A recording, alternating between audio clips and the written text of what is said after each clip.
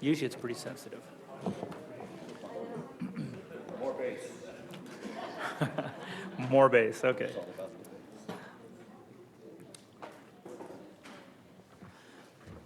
Well, good evening. Thank you and welcome. We'll go ahead and get ready to start the Town Council meeting for Tuesday, February 21st, 2023. We'll go ahead and call this meeting to order. And roll call. Council members Abel, Here. Droz, Here. Lombardo, Schooler, Here. and Mayor Dennison. Here. So I'd like to go ahead and ask Council Member Abel, our runner this weekend, we hope, and to lead us in the Pledge of Allegiance. And please remain standing for a invocation by Susie Dick from the Church of Jesus Christ of Latter-day Saints. Thank you. Ready, begin. I pledge allegiance to the flag of the United States of America and to the republic for which it stands, one nation, under God, indivisible, with liberty and justice for all. Thank you.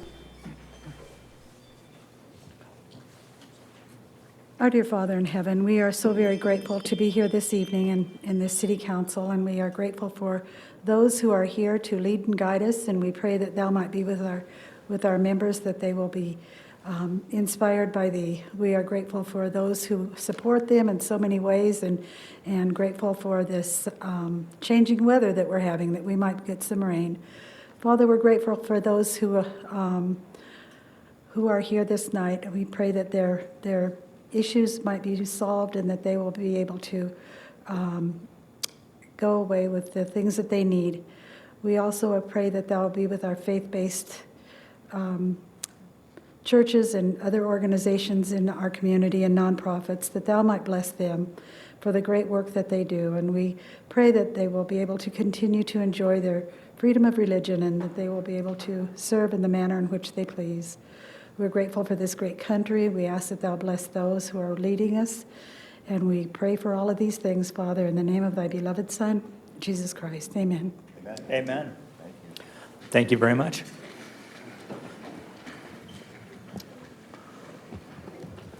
Well, tonight we have some special introductions, and our first one tonight is of Miss Yucca Valley and her court.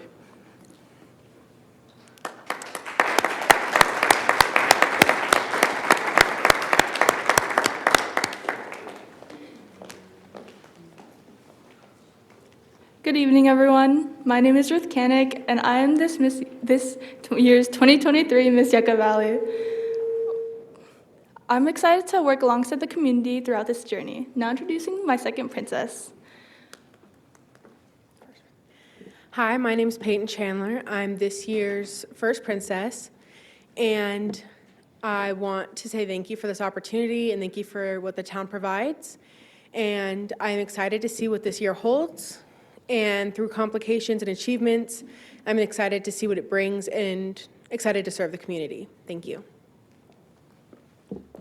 Hi, everyone. My name is Samantha Garcia. I am this year's second princess for Miss Yucca Valley.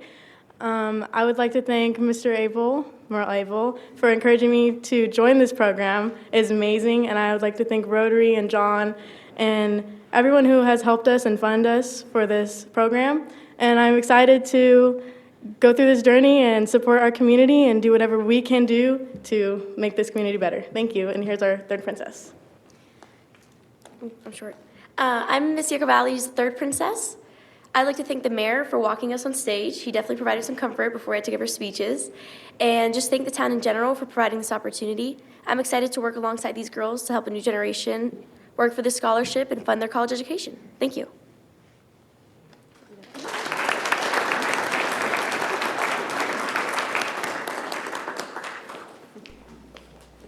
Yeah, go ahead, Elizabeth. Yeah, I want to thank Rotary for the long-standing scholarship pageant. It's not a beauty pageant, it's a scholarship pageant. I know that The Huff family has been a key part of that, and we thank John and Zachariah for taking that over. And when you take over such a huge project, it's a sacrifice for the entire family. But yet, I know from speaking to him, it's never truly, he gets back more than he ever puts in, because being blessed to be around these fine young ladies, being able to have them get to interview women of distinction, understanding exactly what they can do to further just further the opportunities that women might have, and also further the investment in our community. And so it's really a great project. Rotary is always looking for other people to help with sponsors. They are always putting out advertisings and things like that as well. So again, really consider continuing to support the Miss Yucca Valley Scholarship Pageant, because it truly has changed a lot of lives. And we have some great representatives again this year. And so thank you, ladies, for putting yourself out there, and all the ones that were part of the process that weren't selected as our princesses also received a really great reward for being a part of it. So thank you all for participation.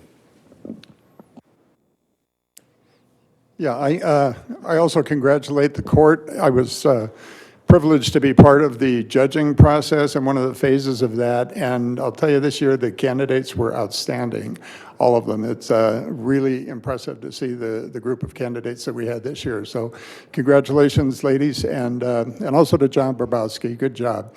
I know it's an awful lot of work, and we thank you for that. And I'd just like to add that it is an honor to have this the court here tonight. It was very difficult for the judges, I believe, at the pageant. I was there and was able to walk the contestants out onto stage and back again.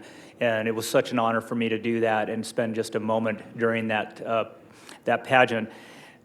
And, you know, it was real difficult, as I said, for the judges, but the best part is I think we're very well represented. The young women there on the evening all held themselves very well, and I think that they all should be very proud of themselves for what they've accomplished during this journey. The Rotary brings a great program forward. It's been here for many years when the Huffs were starting there, and now John helping out and mentoring these young women is great, and such a big piece of the community, and I hope it carries on for years to come.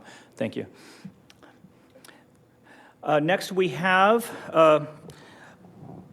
a presentation by our San Bernardino County Board Chair for the Board of Supervisors for 3rd District, which is our Supervisor, Don Rao.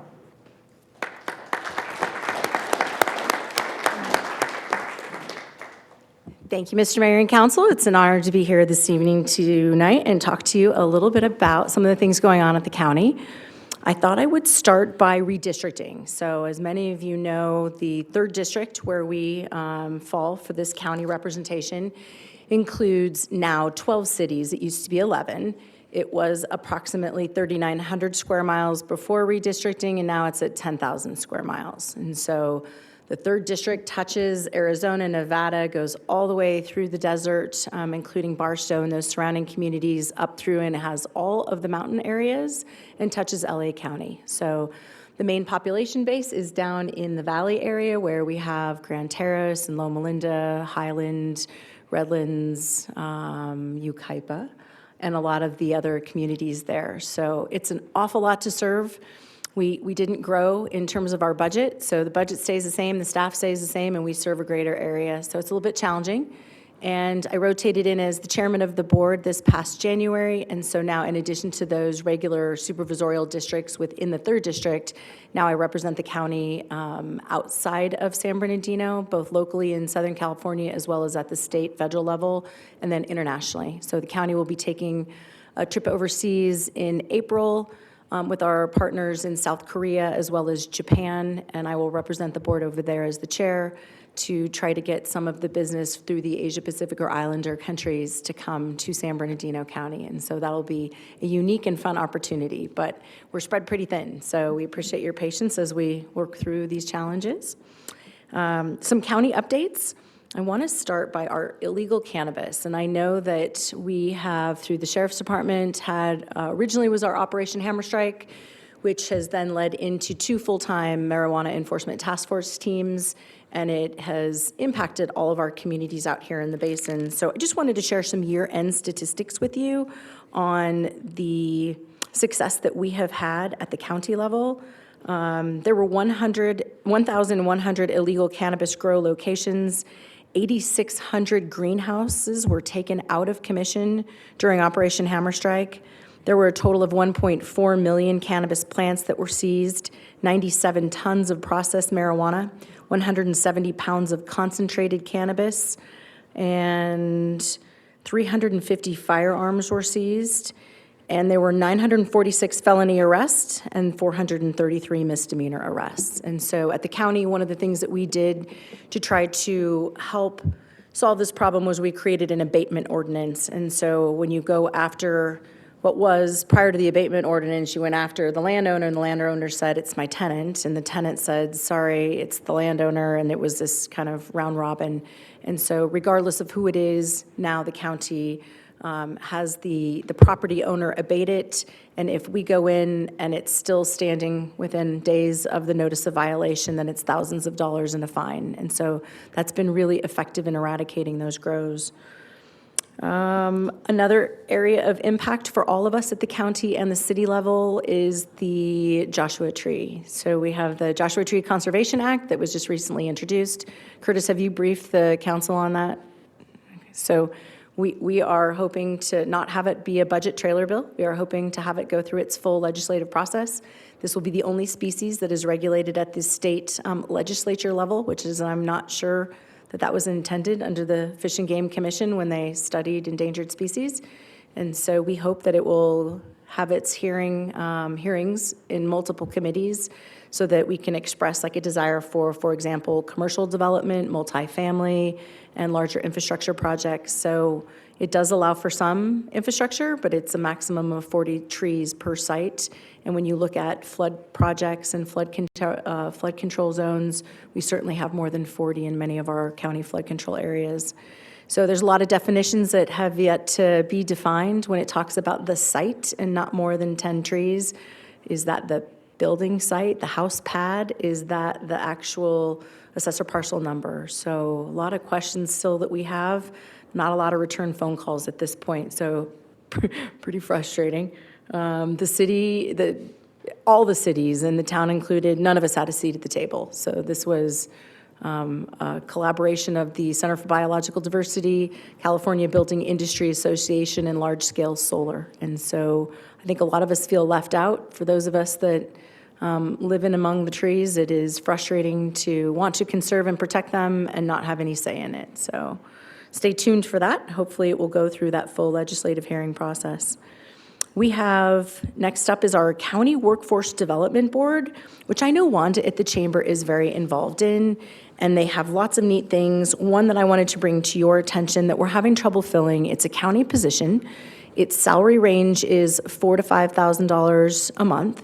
And it's called the Workforce Development Specialist in Yucca Valley. And so I have job flyers that I have up here that Curtis graciously printed for me.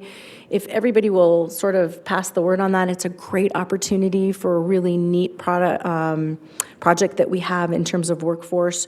And workforce is intended to get those that are 16 to 24 or out of work back into the workforce, developed and on. And it helps employers also match future employees. And so that is something that I wanted to promote tonight.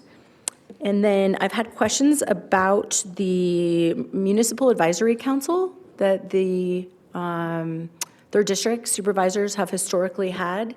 And I also had a MAC for the Big Morongo Basin area. They called it the Big Mac.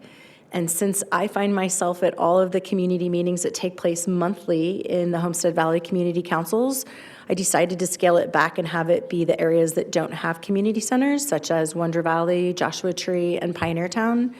And so through redistricting, they made us dissolve the MAC and reinstitute it. When I reinstituted it, I was looking for folks to apply from those municipalities and jurisdictions, and I did not get a lot of interest. And so I've gone to an open house forum where I have special departments that will come in and meet with residents. We had Sheriff Captain with us on the first one. We had 40 residents come, and our guest speaker was code enforcement. So our next one coming up will be advertised, and we'll have special districts there to talk, and we thought that might take the place of a municipal advisory council. And so for the time being, we'll do this as a pilot project for the next 6 months. So anything that is of interest to the town that you'd like to see, feel free to let me know, and we can schedule to bring it forward for discussion and have those right departments there. And King of the Hammers, as we all know, just wrapped up, and a lot of you I saw on the lake bed. It was a little dusty and dirty, but certainly lots of economic development that was brought to our community through that.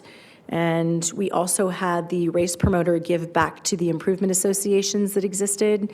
And so if you lived in a zip code where there was an improvement association, the full purchase price of the ticket you paid, half of it, actually, it was half price to the residents, and then what you paid went back to the improvement association. So Yucca Mesa Improvement Association, just as an example, will receive over $10,000 back from the ticket sales from that zip code. So that was a nice way to help sort of impact our local community. And then the last thing I have today is a special presentation. And I was approached a number of months ago that by a spouse of somebody who had something special on their bucket list. And you find yourself often in life at a place where you can affect someone's wish. And so that's where it was. But it's with the help of State Senator Rosalicia Ochoa-Bogue that I was able to secure a flag that has been flown over the U.S., or not the U.S. Capitol, but the state capitol. And the spouse approached me and said, is there any way that we can find an assemblyman? But unfortunately, Chad Mays was on his way out. Greg Wallace wasn't in. And so we went through the Senate route to have that. And so this person who is here with us tonight, I'm going to read you a little bit about him. Bob Armstrong. Bob has been a successful business owner in the Morongo Valley for over 42 years. He's operated restaurants in Yucca Valley and 29 Palms area since 1999. At that point, Bob, with his father, they diversified their business, which then included real estate brokerage. Early in 1981, the first Del Taco in Yucca Valley, they opened it, which was at the West End. Then Bob moved to Yucca Valley in 1986 and ran the other Del Taco. In 1994, he opened both, and he commuted to he had other Del Tacos that he commuted to those communities while he lived here in Yucca. From 2000 to 2008, he owned and operated AFG Realty, and in 2009 till current, he is the owner and broker of Green Real Estate Group along with his wife, Debbie. But most notably is his civic involvement. He has been an active member of our community, both at the local Chamber of Commerce as the vice president, as well as an elected member on several different boards. He was also the founding member of the Red Cross and is currently the president of the Pelican Club. His elected time, he served as on the board of directors of the High Desert Water District for 12 years. He retired in 2005, and out of that time, he served 6 years as the board president. He was also instrumental in bringing our pipeline for the water to the Morongo Basin. From 2015 to 2021, he served as president and board member of High Desert Memorial Healthcare District, where he helped get the mobile clinic started. He also assisted with the implementation of the food basket drives during COVID. And it is just my honor to present this to him on behalf of the State Senate because he is such a special member of our community. I had to lie to get him here tonight. So Bob, forgive me, but please join me up here at the podium so that I can present you this flag that was flown over the state capitol. Very tricky. Thank you. Yeah, I will. Would you like to say a few words? I'm just blown away. So I can, as I get a little older, I can sometimes be a little teary, so I'm just going to keep this really short. It's just been an honor to be a citizen in Yucca Valley. To have been here this long and seen the things that we've been able to accomplish is really something. And so great community support I've had since the day I first came here, and I'm just honored. Thank you all, and thanks to my wife, Debbie, for setting this up. It's really something special, so thank you all. we have an awful lot of people in our community that do a lot, but it was just a pleasure to be able to do this and recognize you for your service. Could I ask, Mr. Mayor, would you mind coming down to have the council take a photo with Bob? Let's join him. Thank you. Thank you. Thank you.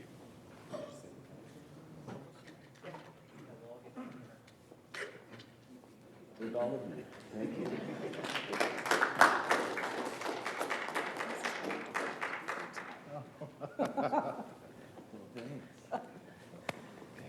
Oh, I'm just here, but so many good stories of years gone by. Congratulations. Thank you. Thank you.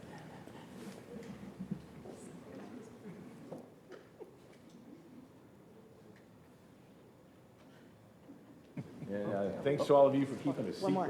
Okay.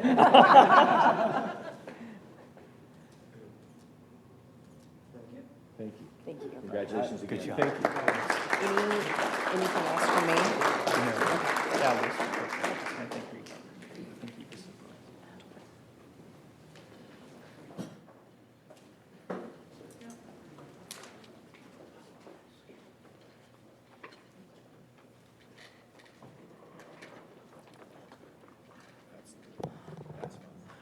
Those two presentations were just something that makes me so proud to be in Yucca Valley.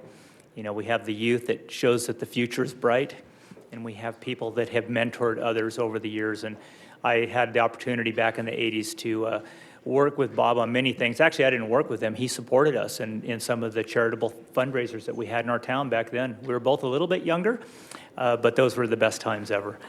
Thank you and congratulations.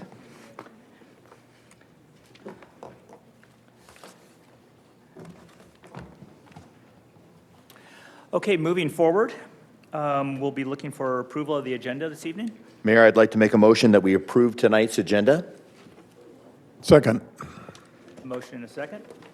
Councilmembers Abel, Yes. Droz, Yes. Schooler, Yes. and Mayor Dennison. Yes. So our next part is our consent agenda, and all items on the consent agenda are routine matters of formal documents covering previous town council instruction. Items are enacted by one motion and a second without separate discussion unless a member of the town council or town staff requests dialogue on a specific item at the beginning of the meeting. Requests for public comment on the consent agenda item should be filed with the town clerk. If there's anyone that'd like to speak in the audience today, you can just come on up and speak on the consent agenda. Just ensure that you have a speaker's card noted with the clerk.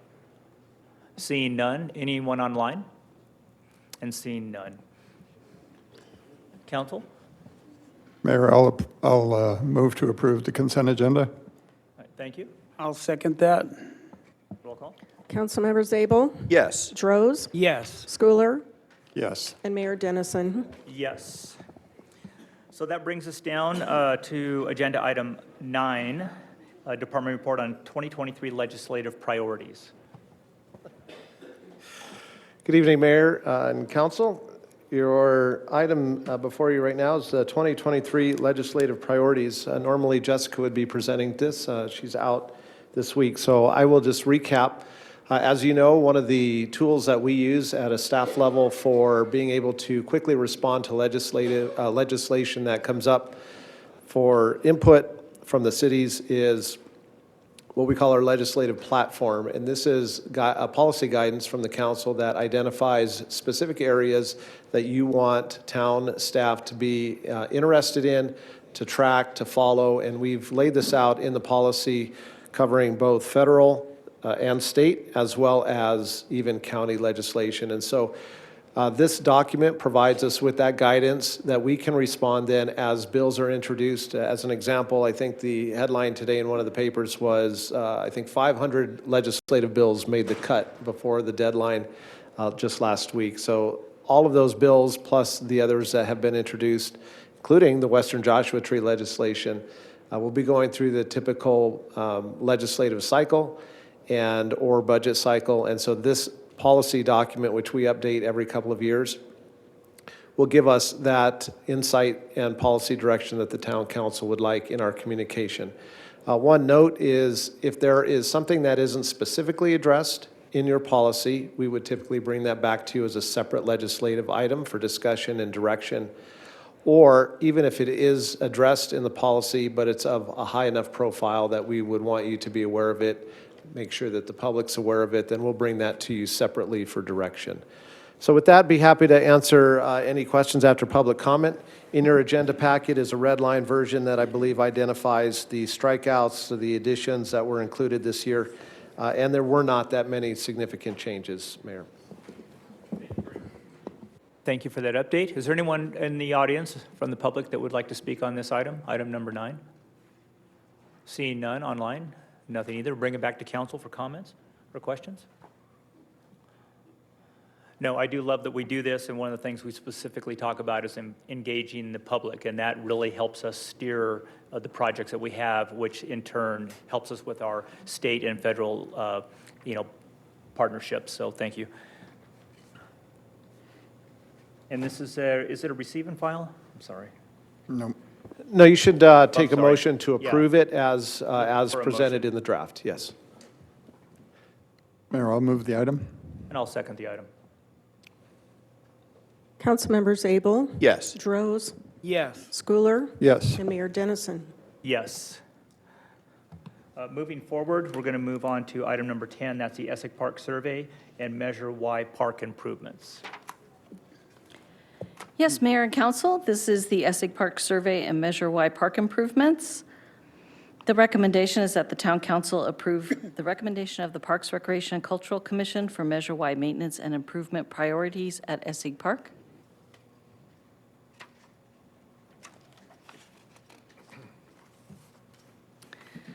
And here's an image of Essex Park. Just kind of refresh, the park area is up in the upper portion, and you can see the two dog park areas at the lower part of the slide. And this park was completed in 2012. It features a grass play area, playground, restroom, fenced large and small off-leash dog park, and parking. We did have some planned maintenance projects on the horizon, and there was funding available through Measure Y to make limited modifications and improvements to this park. So the Community Services Department conducted a survey to gather input on park amenities that might be desired. The survey outreach, we created the survey, we placed it on the town website, we promoted it via regular media, email, social media. We posted signage to encourage participation with a QR code that they could easily scan and fill out the survey while they were there at the park.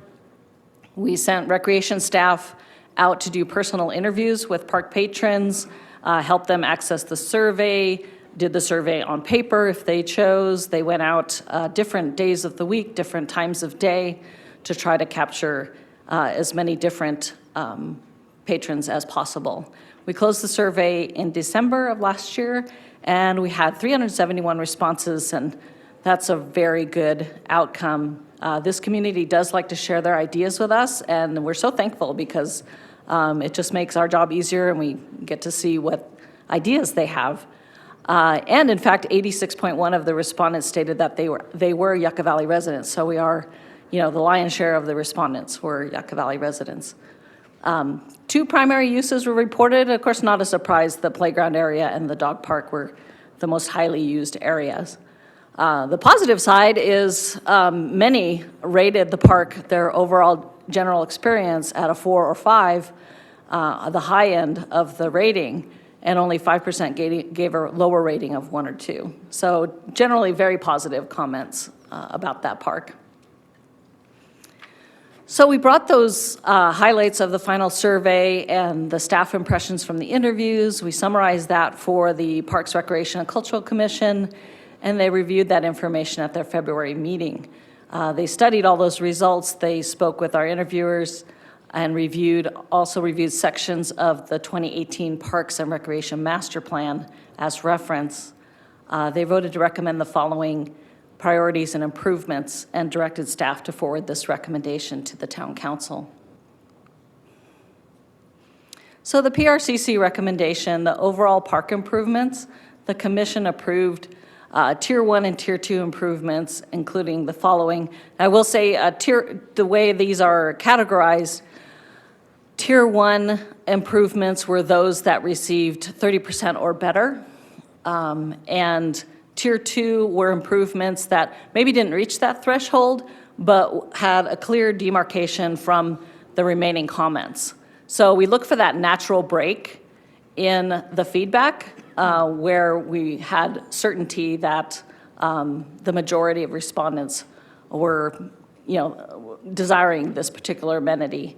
So you can see there, shade, shade, shade was the response across the board. Everyone wants more shade elements. You can see 243 out of the 371 respondents placed that in the top 3. So there's no option. They really want more shade out there. More playground features. I suppose if you ask moms and dads, they'll probably say that every time. Everyone likes a refresh in playground features. However, the commission did want to guide staff to take a look at the playground equipment and evaluate it for maintenance and safety and replacement needs and see how close it is to its design life, or if maybe it just needs a refresh. Addition of drinking fountains and bottle fillers, that's very popular right now because of COVID. Many cities are implementing bottle fillers, and most moms and dads prefer that nowadays. More seating and tables. Again, our customers just want to be more comfortable. They love the park. They just want to be more comfortable while they're there. So that's why you see the shade and more seating and tables. Paving the walking path. They're also interested in making sure that that's easy to walk on, not muddy, and doesn't deteriorate. Lighting improvements, that's another item that's come up previously. People really love this park, and they want to be able to use it in the winter months after work. So they're not expecting sports field lighting or anything like that, but they do want to be able to use the dog park area and the playground area after hours for a little while. Turf improvements, we had a little bit of a response on that they would like to see, perhaps some upgrade to the turf. The commission also stated as part of the improvement plan, we did have some in our free response area of the survey. There was some duplication of comments of people desiring to do a little bit more at that park, perhaps have a trail loop out into the natural surrounding area. So once they, ran their dog for a little while in the fence, that maybe they could take a walk and use it for exercise. So there's some interest in that as well. As far as the dog park area, the commission approved the Tier 1 and Tier 2 improvements, including shade, again. Cleanliness and maintenance, we did have positive responses on those particular questions. So I believe the public is just letting us know that they want that to continue. Benches for people, that again, seating areas. The grass areas, we gave them some different selections on whether they thought the grass should be removed. It's very hard to care for with all those dogs on it. We gave them 4 different options, basically, removing the grass entirely and replacing it with a dog-friendly infill dirt,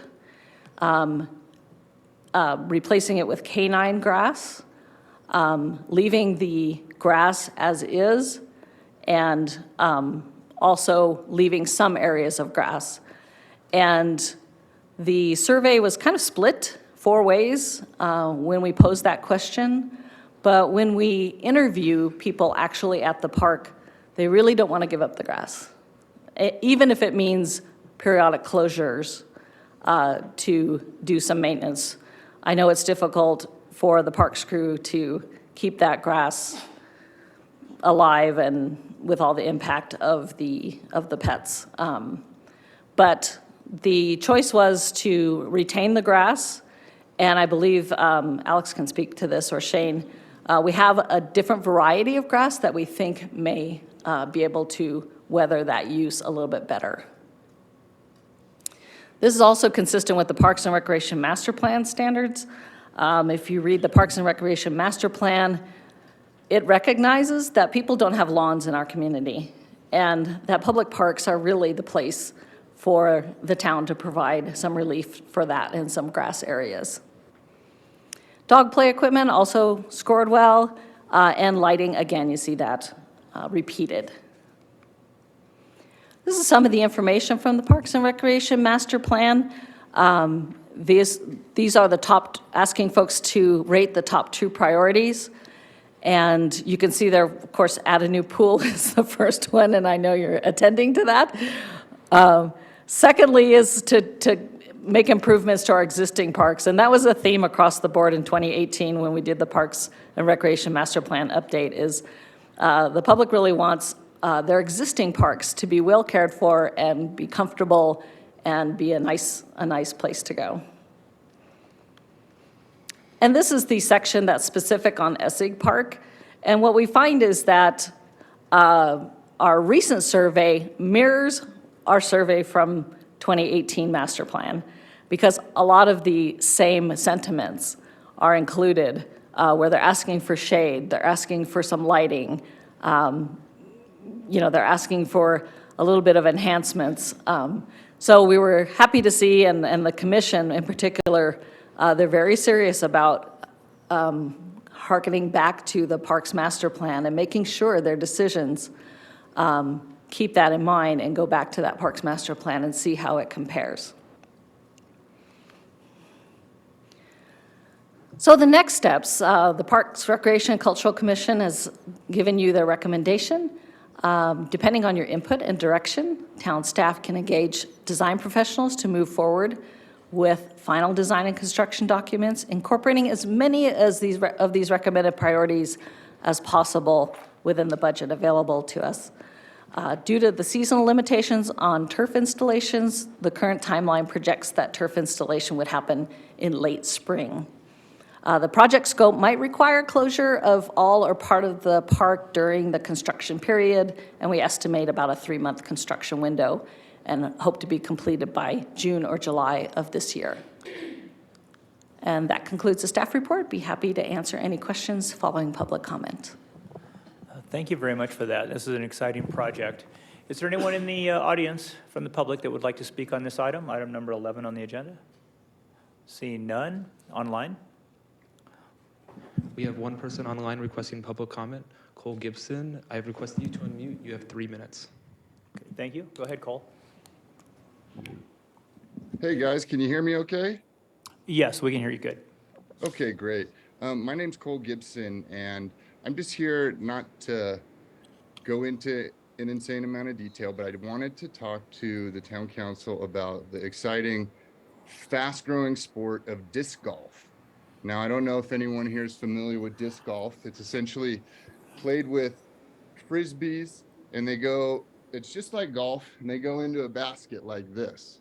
And disc golf right there, along with pickleball, is one of the fastest growing sports in the country. I mean, seriously. And I could go into more detail on this at another time if I got the opportunity, which is what I basically am hoping to get out of this, is to put this on the radar and be able to put something together to really lay out, I guess, the idea. But the thing is disc golf, we here in the high desert are in I like to call it a black hole of no disc golf.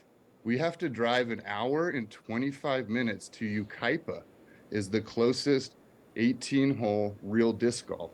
Now, if I were doing a presentation, what I would do is I'd show you a map, and I would zoom out and I'd show you just how many disc golf courses there are in Southern California alone, not to mention middle Ohio, the entire country. We are in this little section of no disc golf. Disc golf is fun, easy, affordable. You really only need one of these discs. They cost about $10 or $15. Putting in a course can be very low impact, because the part of disc golf is playing around natural environment and things like that. And we actually just started about a month and a half ago, the Joshua Tree Disc Golf Club, which really is a disc golf club for the whole high desert. But, Joshua Tree's got that ring to it, so we went with that. But anyway, and so we've already started gaining a lot of interest. And what we've been doing is the club has about 6 of these baskets, and we've been going around and setting them up. And the main place we've been going is Essig Park.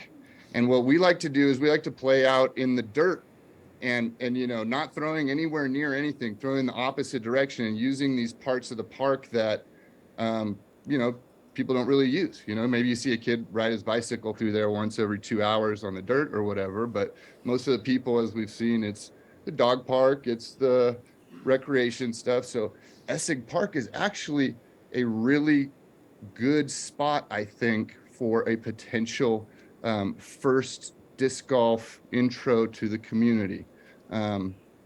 That's really it. I don't want to take up any more of your time, though I would love to at another time and really kind of go into this if you guys would hear me out. Thank you. Thank you, Cole. That was great. And it is an excellent sport. I'm very familiar with it. I travel regularly to another location, another area, and they have a disc course there. It's very well enjoyed by that community. So thank you for your comments on that. Appreciate it. Anyone else? Okay, seeing nothing else. Gentleman in the back. Pardon me? Gentleman in the back. Oh, yes. Come on up, sir. A comment on item 10, Essig Park? Yes. I'm here because Merle sent out a message for people from the dog park to come, so I came, and so I guess I'll say a few things. Yeah, the grass is very important. I think just basic gardening techniques can take care of the grass, aerate the ground, close it like maybe for a day or two, put water on it, let it recover from the use. The park gets the heavy use.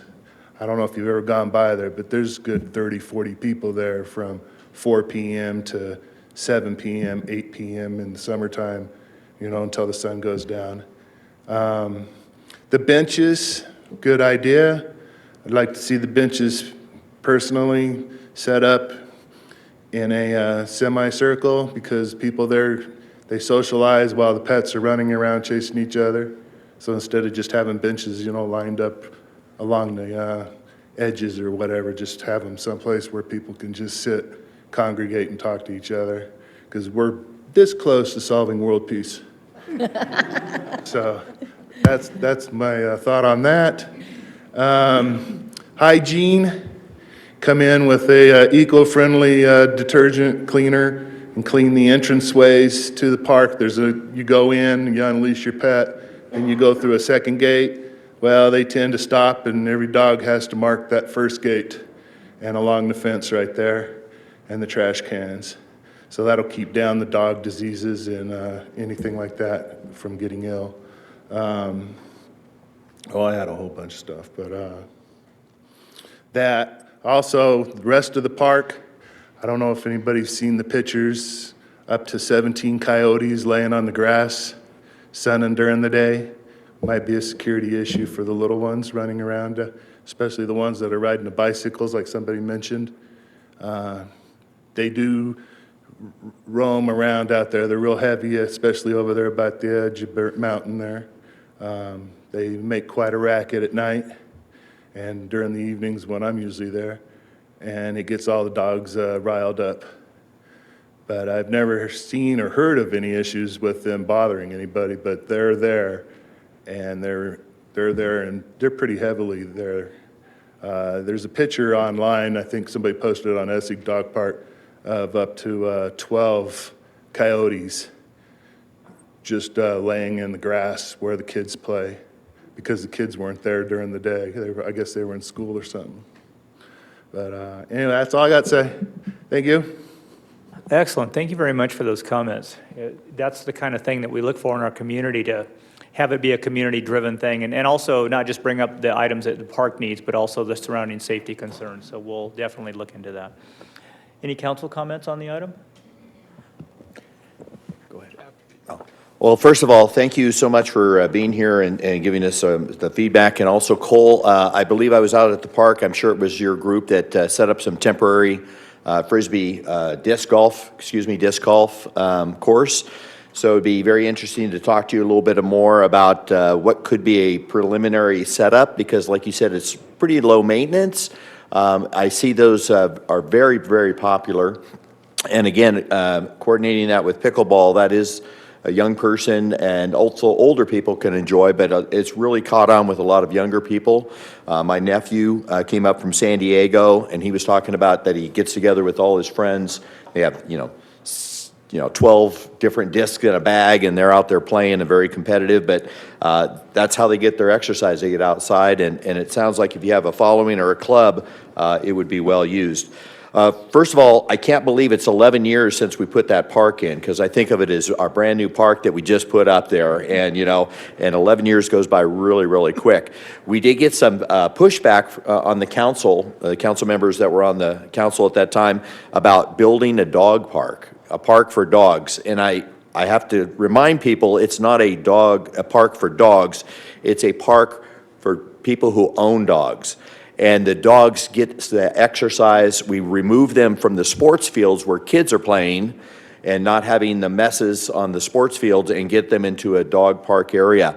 And we talk about on the council, we need to have more places of gathering places for people in our community to get to know one another. I'm telling you, the dog park, or the park there that has the dog area, is one of the most social areas I've ever attended here in town.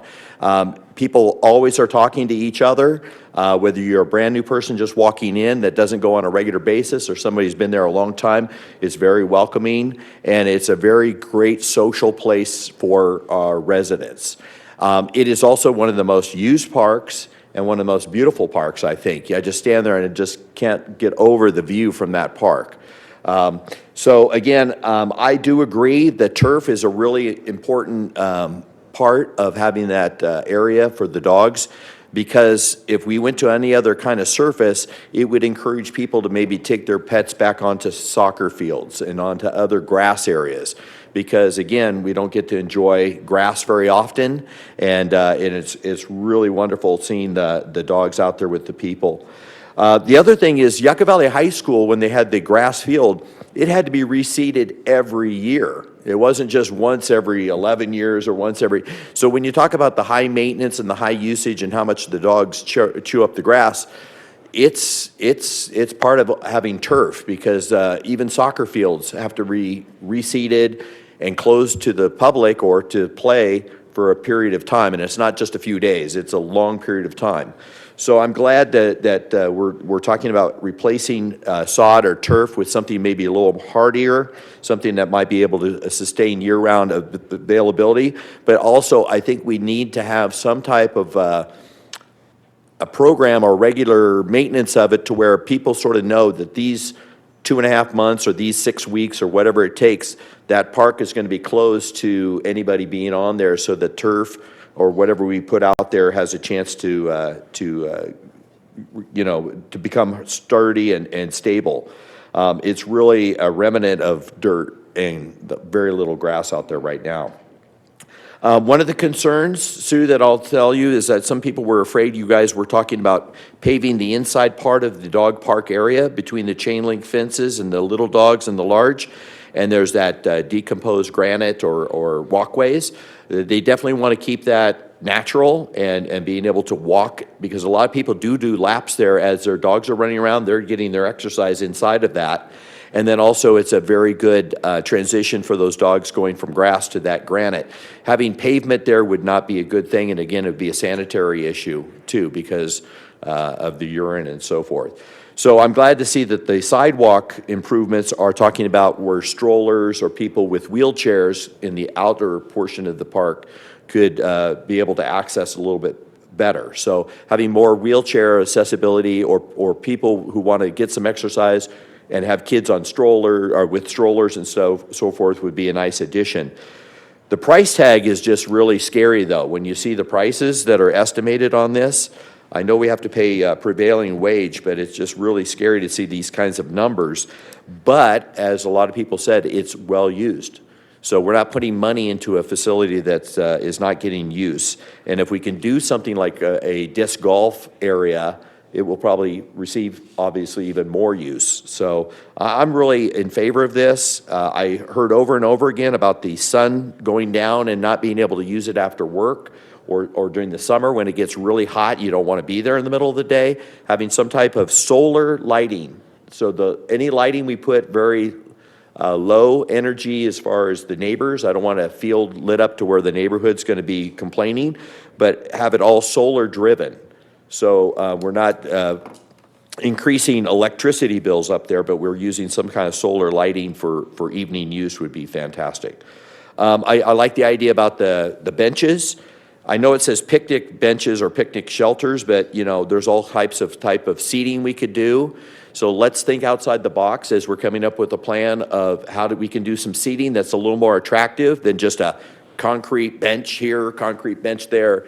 Something that might look a little more attractive would be great. And I like the idea of sort of a semicircle where they can still watch their pets, because we want them to clean up after their dogs, you know, and not be distracted, but also a little social gathering place. That's all my comments. I've been really pushing for Essex Park to get some additional funding, so this is great. All right. I think I agree with pretty much everything Councilmember Abel said. I have a question about the trail loop that was mentioned. How many acres are in the undeveloped area? Do you know, Sue, the undeveloped area? I know it's 80 acres total, and I believe Essex Park is 12? Yeah, 12 acres. So that would, I think, for future plans, that would be a great idea to have a trail loop, because I'm sure a lot of people would want to walk along that with their dogs, or jog, or bike, or whatever. And that would be a pretty long trail loop. That would probably be really nice. Does the town provide, I didn't notice this, but poop bags out there? Yes. Okay, so that's good. And one thing I think is really important with dog parks is making sure there's enough trash cans around. So maybe if we could add, I don't know if we need to, but maybe add a few trash cans. I agree with the circled benches or in squares so people can have a communal area and talk about things. And I think the lighting is very important. But there's nothing better than, well, of course we have to have the turf. I mean, that's a given here in Yucca Valley because most people don't have that in their home.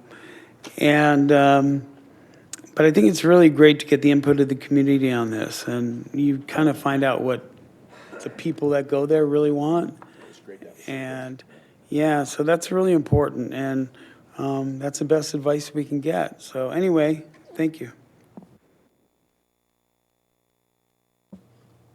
Excuse me. Essex Park has turned out to be a pretty darn good neighborhood park for the Sky Harbor residents up there, but also a destination park for pet owners, not just around that area, but I have a neighbor up in District 1, which is the other end of town, comes home from work every day from Palm Springs area and can't wait to get over to the dog park. That's the social time for him and social time for his dog, and that's their daily routine. And I've heard of people even coming from outside of city limits coming in to use the dog park. And so it turned out to be a pretty popular and necessary amenity in our community.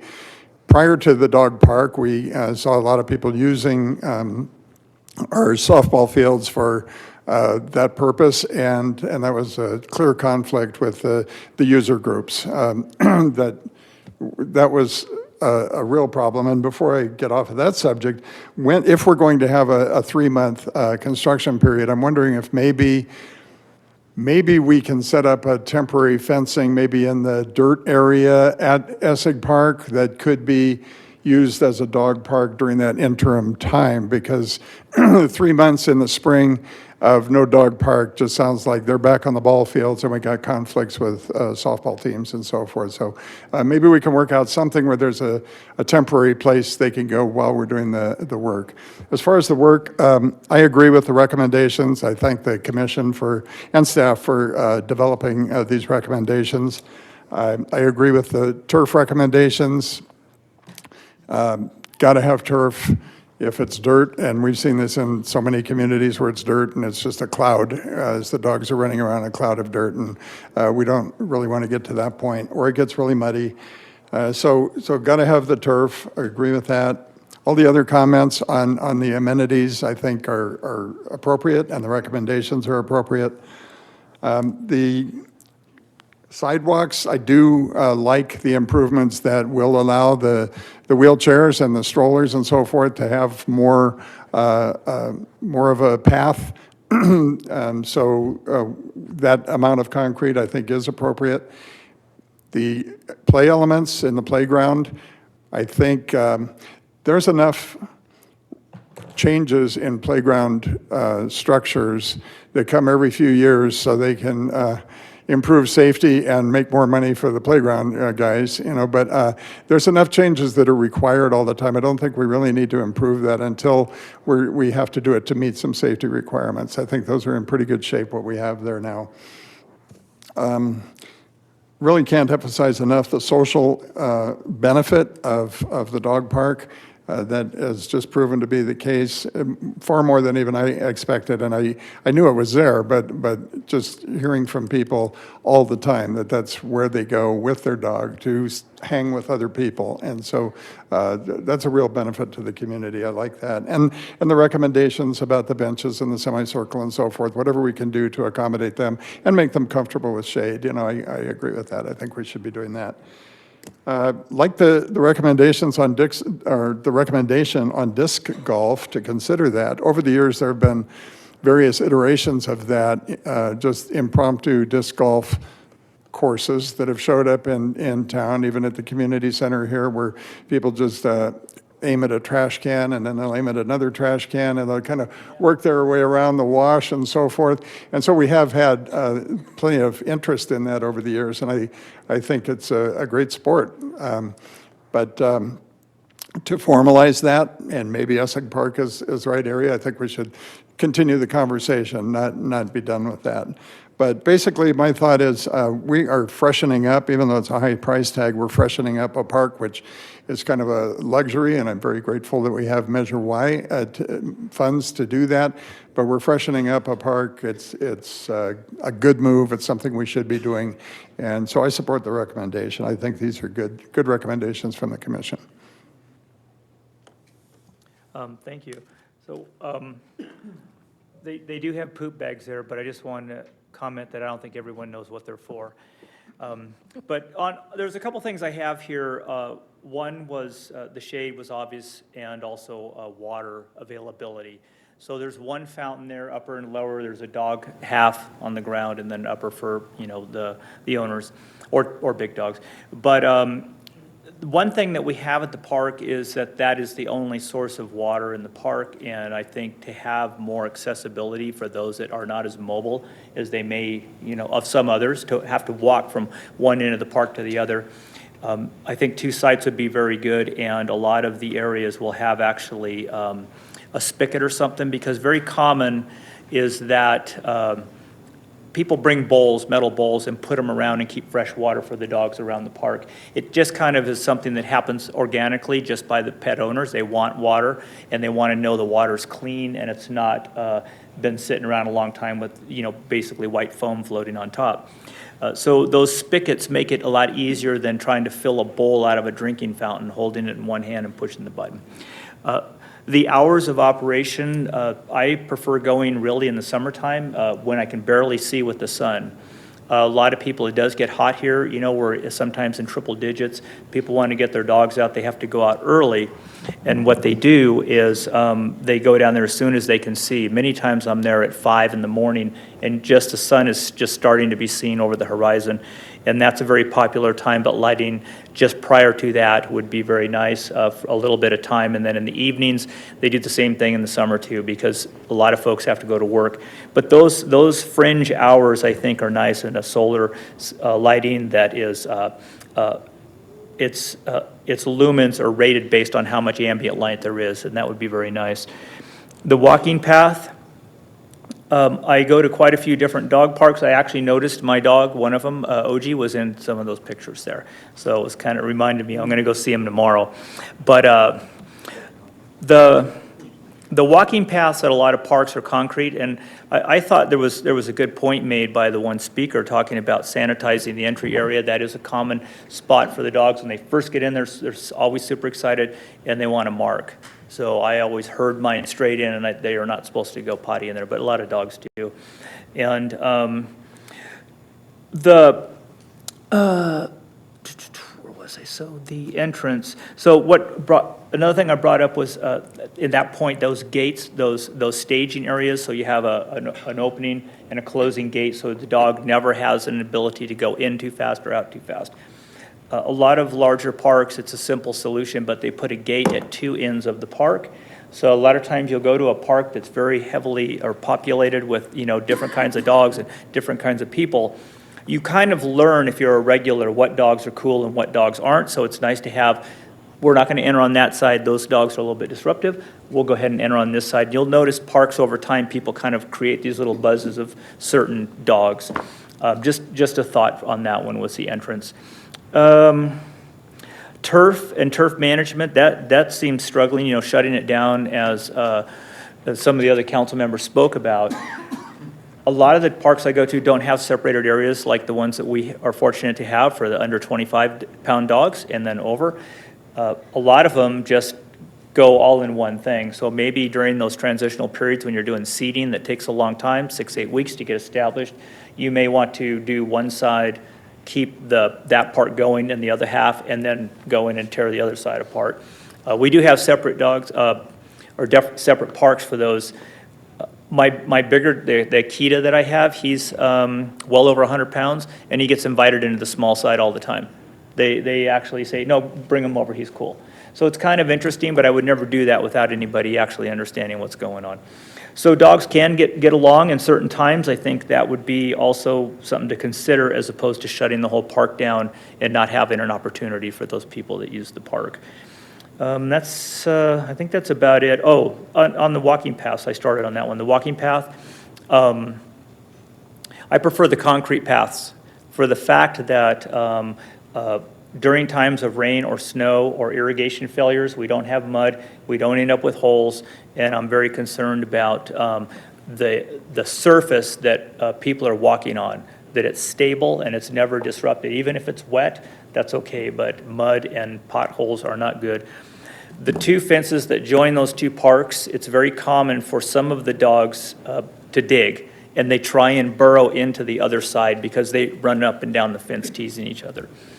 Those are just my concerns. If a dog does get through the other side because of the dirt, there are a lot of the damage that's been done to the turf is just there's holes there big enough to put a whole dog in. They just dig and dig and dig. So walking path, but I do like the idea of the DG also, the decomposed granite. Maybe it's appropriate in some areas, but I think there has to be places for people that have limited balance to still be able to walk on a stable surface. Thank you. That's it. But I love the recommendations and be looking for a motion to move it forward. I'll move the item. And I'll second. Councilmember Zabel, Yes. Droz, Yes. Schooler, Yes. and Mayor Dennison. Yes. And any future agenda items?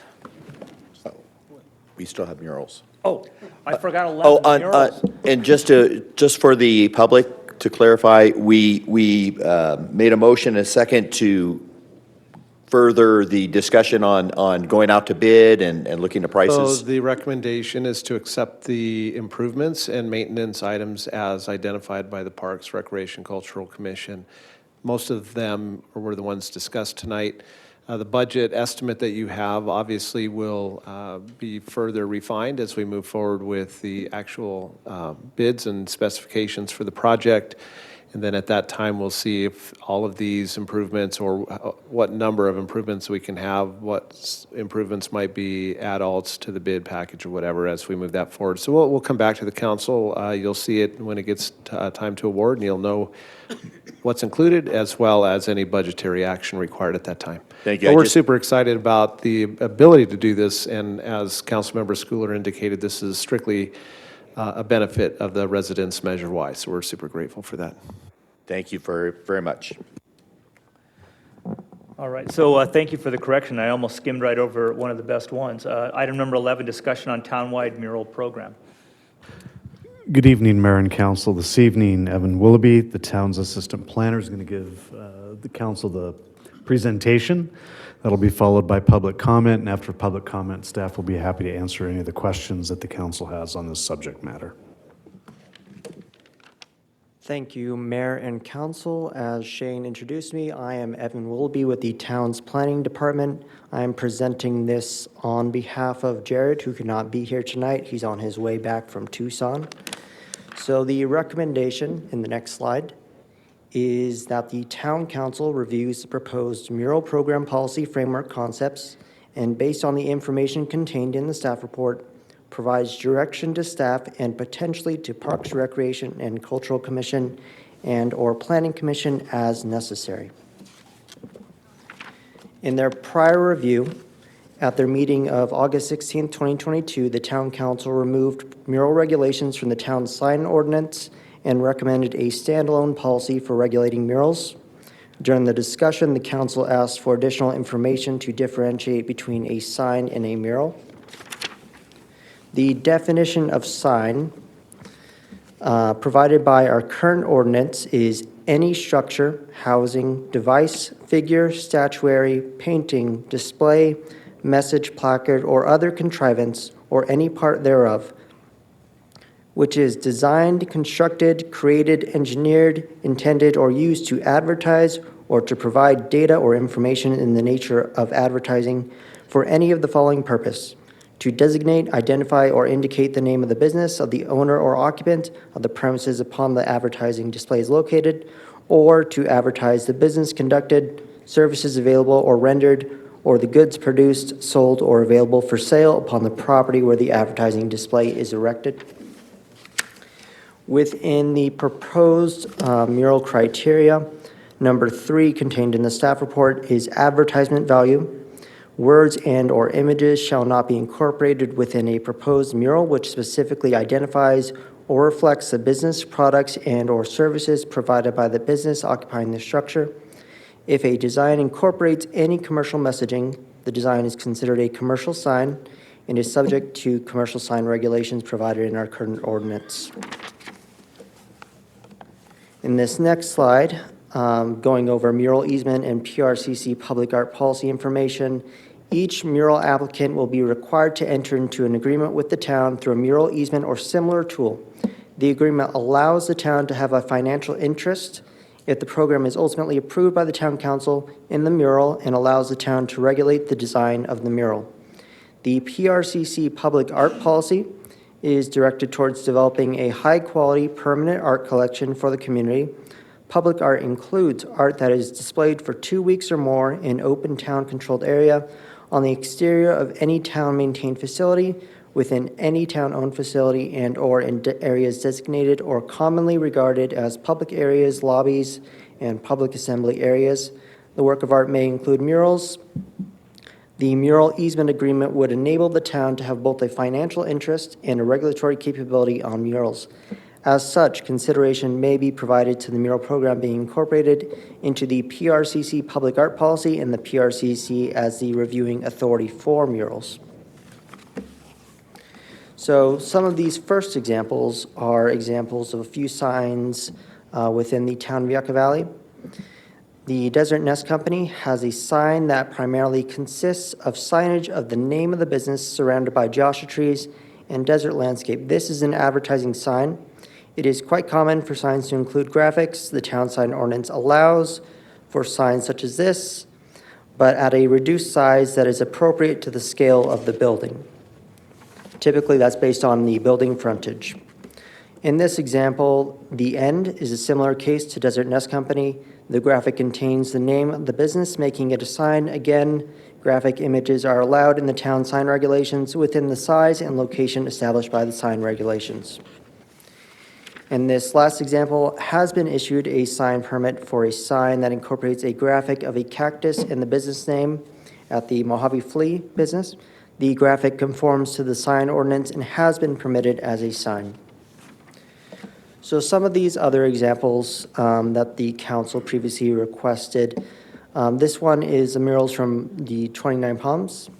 The city of 29 Palms did establish art in public places in 2004 as part of its public arts program and is administered by the Public Arts Advisory Committee. The 29 Palms City Council appoints its members who oversee public art installations, support youth and the arts programs in the community, and sponsor art and public spaces exhibitions at the 29 Palms Visitor Center and Art Gallery. Murals in 29 Palms do not incorporate branding or advertising. This example from Manhattan Beach is a little bit different. They have a utility box beautification program to turn traffic control utility boxes into works of art. The program is under the direction of City Council and facilitated by the Cultural Arts and Commission and city staff. Although some murals incorporate text, they do not incorporate any branding or advertising. This example is a citywide mural program for wall murals in the city of Cudahy on mural and private facilities. The mural example website includes text but no branding or advertising. This next example is a relatively new program, so we don't have a picture, but it is a utility box mural program to beautify State Route 129 and Highway 152. Murals can be realistic or whimsical, depict the natural world and environment, or art for art's sake. Bright and vibrant colors, more appealing than cool earth tones. Artwork must be original, and the city provides financial compensation to the artist.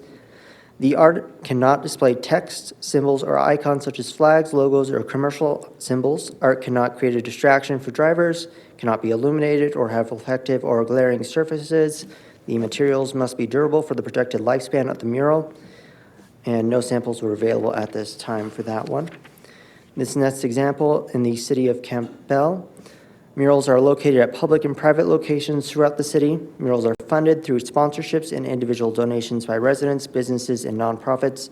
Murals do not appear to incorporate any branding or advertising. Campbell has Art Outside the Box program, which is a utility box art program, which seems to be relatively common. In Redwood City, they have a wall art project that is funded through the Redwood City Improvement Association that is intended to provide interactive and vibrant art in unexpected places throughout downtown Redwood City. The Redwood City Arts Commission also administers a utility box art program. Mural examples do not include any branding or advertising.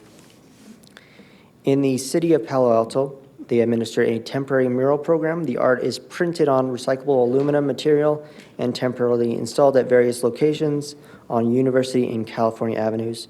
Some murals include text, but no murals include branding or advertising. In the city of Milpitas, they have a mural program to promote murals incorporating history, diversity, and aspirations of the community. The program results in the installation of up to 4 murals per year. Locations of mural installations are nominated by residents, businesses, owners, and artists, and the murals range from utility box art to publicly sponsored large-scale wall art.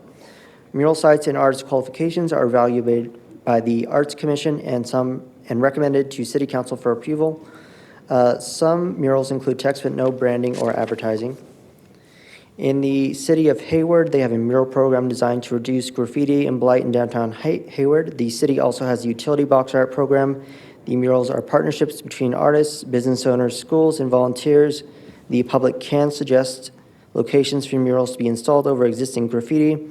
Their murals are intended to celebrate diversity, stimulate conversation about history and events, build bridges of connection and understanding, and inspire reflection. They also help increase foot traffic and add color, vibrancy, and character to the city environment. The city funds the installation of the mural. Samples of the murals include limited text but no branding or advertising. In the city of Vancouver, they have a mural program that's intended to facilitate art in the city. Murals must be artistically driven, fully visible from public space, and require property owner consent. Murals cannot contain content offensive to the community.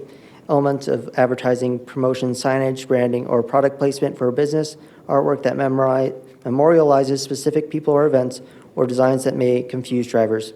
The city may fund wall priming, paints and supplies, and application of anti-graffiti coating at no cost. Murals are considered temporary, and applicants are required to maintain the mural for a minimum of 2 years. The program is administered by the Board of Parks and Recreation. In Coachella, they have Art in Public Places program that is administered by Public Arts Commission, which recommends actions to the City Council. The public arts program is intended to promote the general welfare of the public through the acquisition and installation of public artworks. All artwork is considered subject to limitations set by a selection jury or by planning commission. Artwork does not incorporate advertising or branding. In Lompoc, murals depict the city's heritage, flower industry, historic sites, ethnic diversity, and scenic beauty. Most of the murals are curated by Lompoc Mural Society, a local nonprofit. The nonprofit administers the bid and selection process for new murals. Murals include limited text and no branding or advertising. In the city of Merced, the Arts and Cultural Advisory Commission was established to advise the city council on matters related to public art. The Merced Gateway and Mural Project is a joint venture with Caltrans to beautify the community. Gateways and public areas along highways, streets, and roads. Artwork must demonstrate artistic excellence, appropriateness of scale, and permanence concerning resistance to theft, graffiti, weathering, and repair costs. Murals do not contain branding or advertising. Once again, the recommendation is that the Town Council reviews the proposed mural program policy framework concepts and, based on the information contained in the staff report, provides direction to staff and potentially to Parks, Recreation, and Cultural Commission and/or Planning Commission as necessary. The alternatives, the Town Council may make any modifications in their recommendation as deemed appropriate. The Town Council may request additional information. The Town Council may request additional input from the Planning Commission, Parks, Recreation, and Cultural Commission, or both. And the fiscal impact is town staff's time to address a limited number of development code amendments included in the town's annual operating budget. Staff can answer any questions following public comment. Thank you. So just a few additional comments, Mayor and Council, this evening. Number one, I want to thank Evan. This evening was his first Town Council presentation, and he did an excellent job this evening. So it's nice to see someone much, much younger than some of us others up here and starting to be in front of the council and the community for these types of policy discussions. Within the staff report, not part of the PowerPoint, but within the staff report, there are criteria which the council had seen in last year's review as you were amending the sign code. These criteria talk about location, the number of murals, advertising value, design theme. For example, in the design theme, murals emphasizing local history, geography, flora, fauna, culture, and heritage of the town are encouraged. However, all submissions for wall murals are welcome. The review process includes, as laid out within this policy framework, includes both the Planning Commission approval be required for mural placement and application, and the Parks, Recreation, and Cultural Commission approval shall be required for content, design, and artist qualifications. The town is able to regulate the content per se of these, as you see in packet page 127 this evening, an agreement with the town. Each wall mural applicant is required to enter into an agreement with the town through a mural easement agreement or similar. The agreement allows the town to directly regulate the design of the mural. And the town council ultimately may want to appropriate funds as part of your annual budgeting process to financially participate in these endeavors. So I just wanted to touch on a little bit of the policy framework that's included in your staff report. But what does this effort, as well as some of the other things the council is working on, help bring together? So not only do you have the wall mural program and its very tight relationship with art in public places, but you also have staff and outside consultants working on the highway beautification program.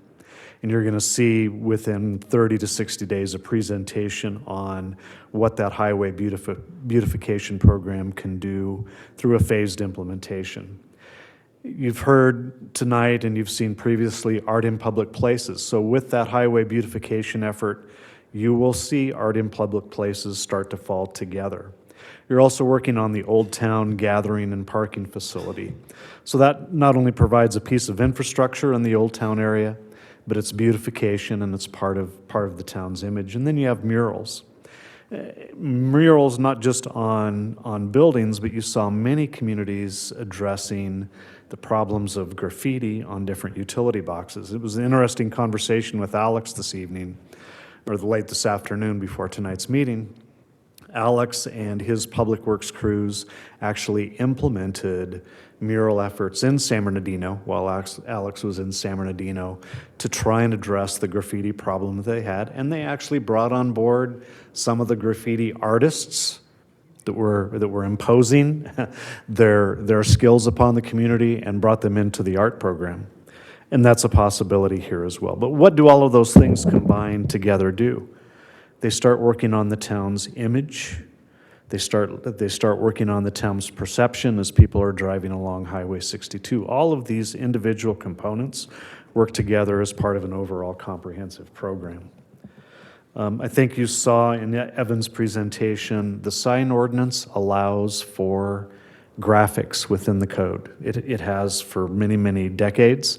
It continues to do so, albeit maybe not at the scale that you see out there. And the sign ordinance does a very good job of differentiating between what is a mural and artistic versus what the sign ordinance is for, which is for business identification, name recognition within the scale of either that individual building or the building in the shopping center in which the building is located.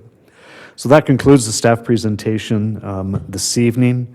I would anticipate as the Planning Commission and PRCC begin to implement this program that there may be some revisions that come back in the policy framework to the council, and that will take time to work through. Conclude staff presentation. Be happy to answer questions.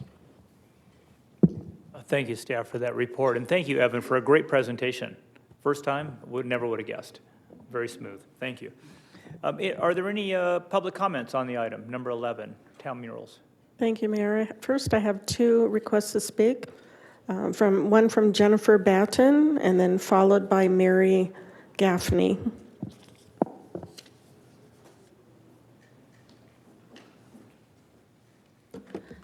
Good evening, Councilman and Mayor, and also thank you for your presentation. I kind of did some research myself on murals and ones here and in other rural areas. I just want to let you know that I am the owner of Desert Nest, and you saw my murals that I did put up when I opened the shop. First of all, I just want to kind of give you a little bit of information of who I am. I've been in Yucca Valley for 20 years plus, raised my family here. We have not just one business, but two. We own a medical practice, Yucca Family Medical Care, which that is, we employ over 20 plus local employees, which we know that generates a lot of tax income for the city. Also, going back with that, when we did open up Yucca Family Medical Care, we had such a great experience with the town. So I decided in 2019, kind of a love gift to myself and to the community, that I wanted to do something that, where the townspeople and the locals didn't have to go down the hill to spend the money, and we can keep the money up here. So I wanted to open up a retail shop. And everybody knows that the old fabric store has been here for quite some time. The building has been here for many years, and I wanted to beautify that. That was the whole big thing. Midtown, we forget, we have Old Town, but we have Midtown. And our little shopping center is busy. I have people that come from all over the world. They look for Desert Nest. They do murals. They'll take pictures in front of it. That's locals. That's tourists. But in that return, it also it brings in revenue for the other businesses, the eateries, the other shops that are around.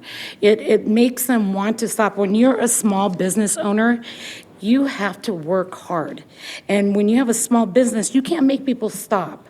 You have to want them to stop and want to shop there. It's not like these big box stores.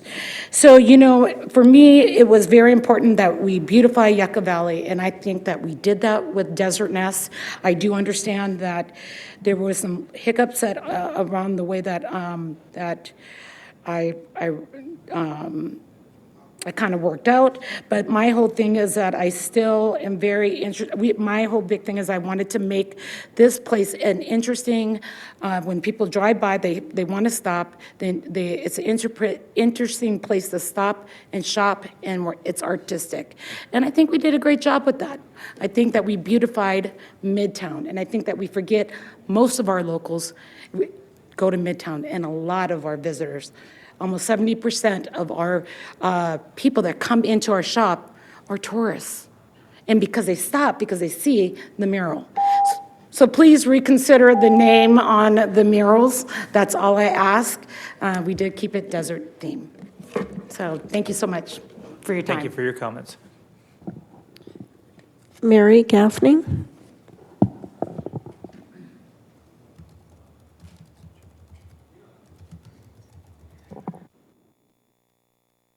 Hello. As I've said before when I've come to this meeting about the murals, we are not a cowboy town anymore.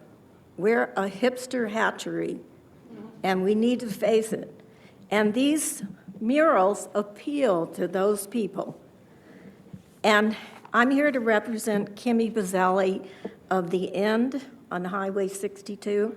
She couldn't be here tonight because she's not well. Besides being a television stylist, Kimmy is a talented, known artist. When I was complaining to someone recently about Airbnb, I was told that tourism is the main industry here. I feel that the murals are an asset to our town. At Kimmy's store, we meet people from all over the world. Joshua Tree, 29 Palms are both charming these days. Enforcing the night sky ordinance is a bigger problem to me. Yesterday, a woman said she stopped because she saw the murals. We hear that all the time. The loss of the Water Canyon mural done by Wanda Statham upset my mother till the day she died. We miss the spaceman, too. Again, I say, what's the problem with the murals? We need your help because the murals are a big part of our town. Thank you. Thank you for your comments. Is there anyone else in the public like to speak on the item?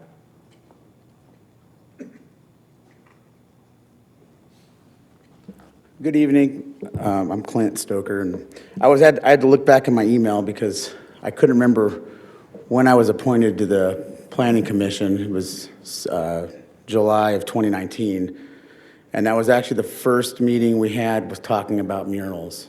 So it's been almost 4 years of having this ordinance be something we've been discussing.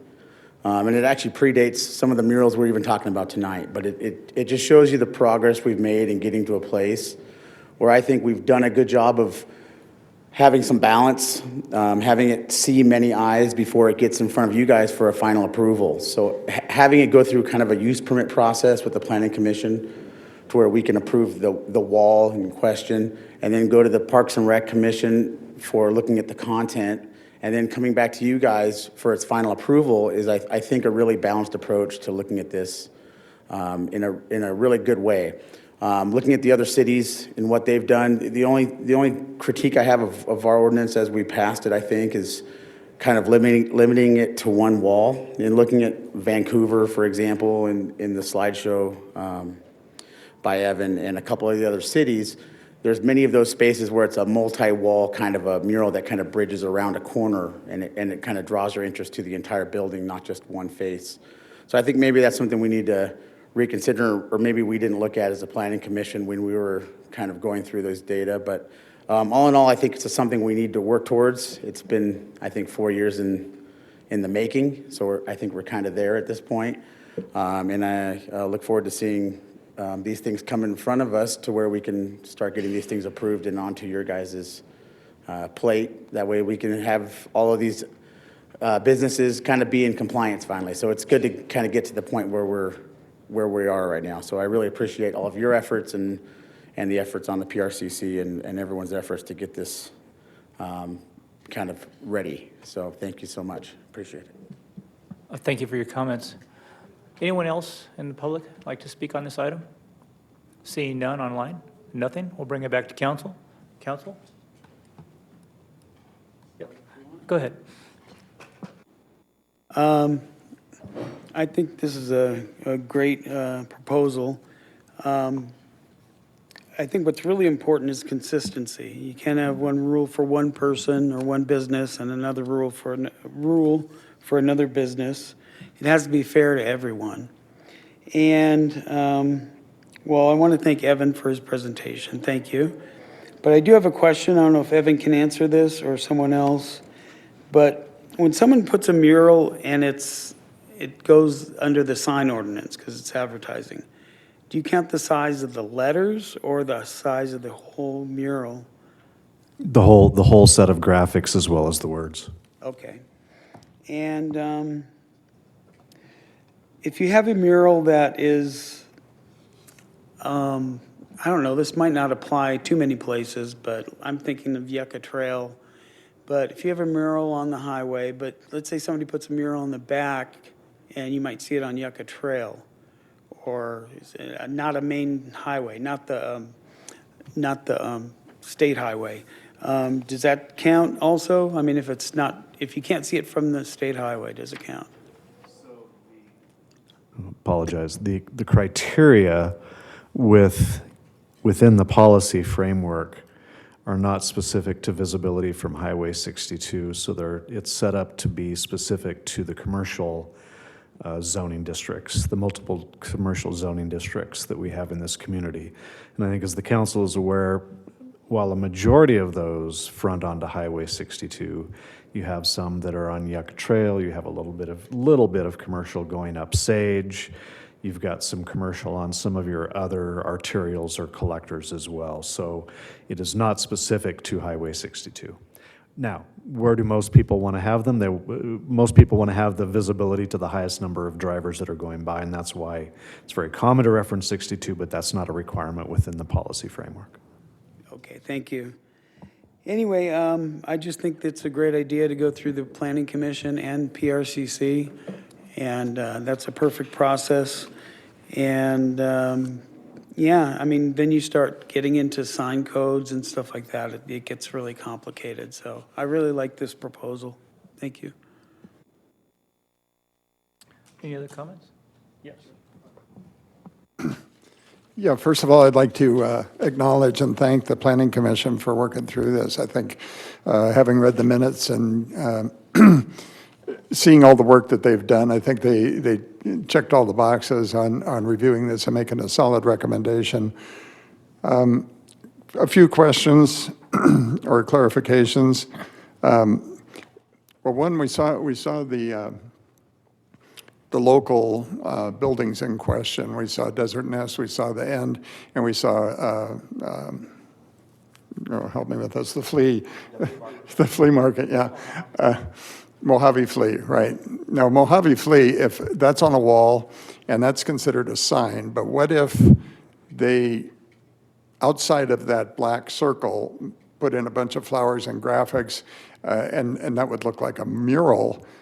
Does that change anything? It's a conforming sign, it's an approved sign, and then it's an approved mural. So we have a sign within a mural. Is that? So theoretically, on one wall, you could have, I think, the intention of the framework, the policy framework is, you would be able to have a sign that's doing your advertising, and separate over here could be the wall mural. I think that would meet the intent of the policy framework. Some people may even take the policy framework a little bit further and say the intent is for there to be no advertising on that particular wall and to have the art be present, and that may be one of the issues that the PRCC and the Planning Commission refine over time. Theoretically, could you have a sign and then a mural next to that sign? Theoretically, you could, yes. Okay, well, I guess where I was going with that was the End seems to have a sign in the middle of a mural, and so if Mojave Flea did something similar, we've got just a question. I don't expect we solve it right now, but okay. So, and I just want to raise maybe another point is advertising seems to be defined as the name of the business. And advertising, in some sense to me, is not just the name of a business. It's saying, hey, we've got something on sale, come on in, we've got a buy one, get one going on, or something like that. Not simply the name of the business. The name of the business is the name of the business. It's not really a promotion. It's not an advertising vehicle, like that. So I kind of struggle with that a little bit. I think the name of the business is appropriate, maybe even to be in a mural. I really like what the Desert Nest has done, and even the End and Mojave Flea. I think all of those are fine with me.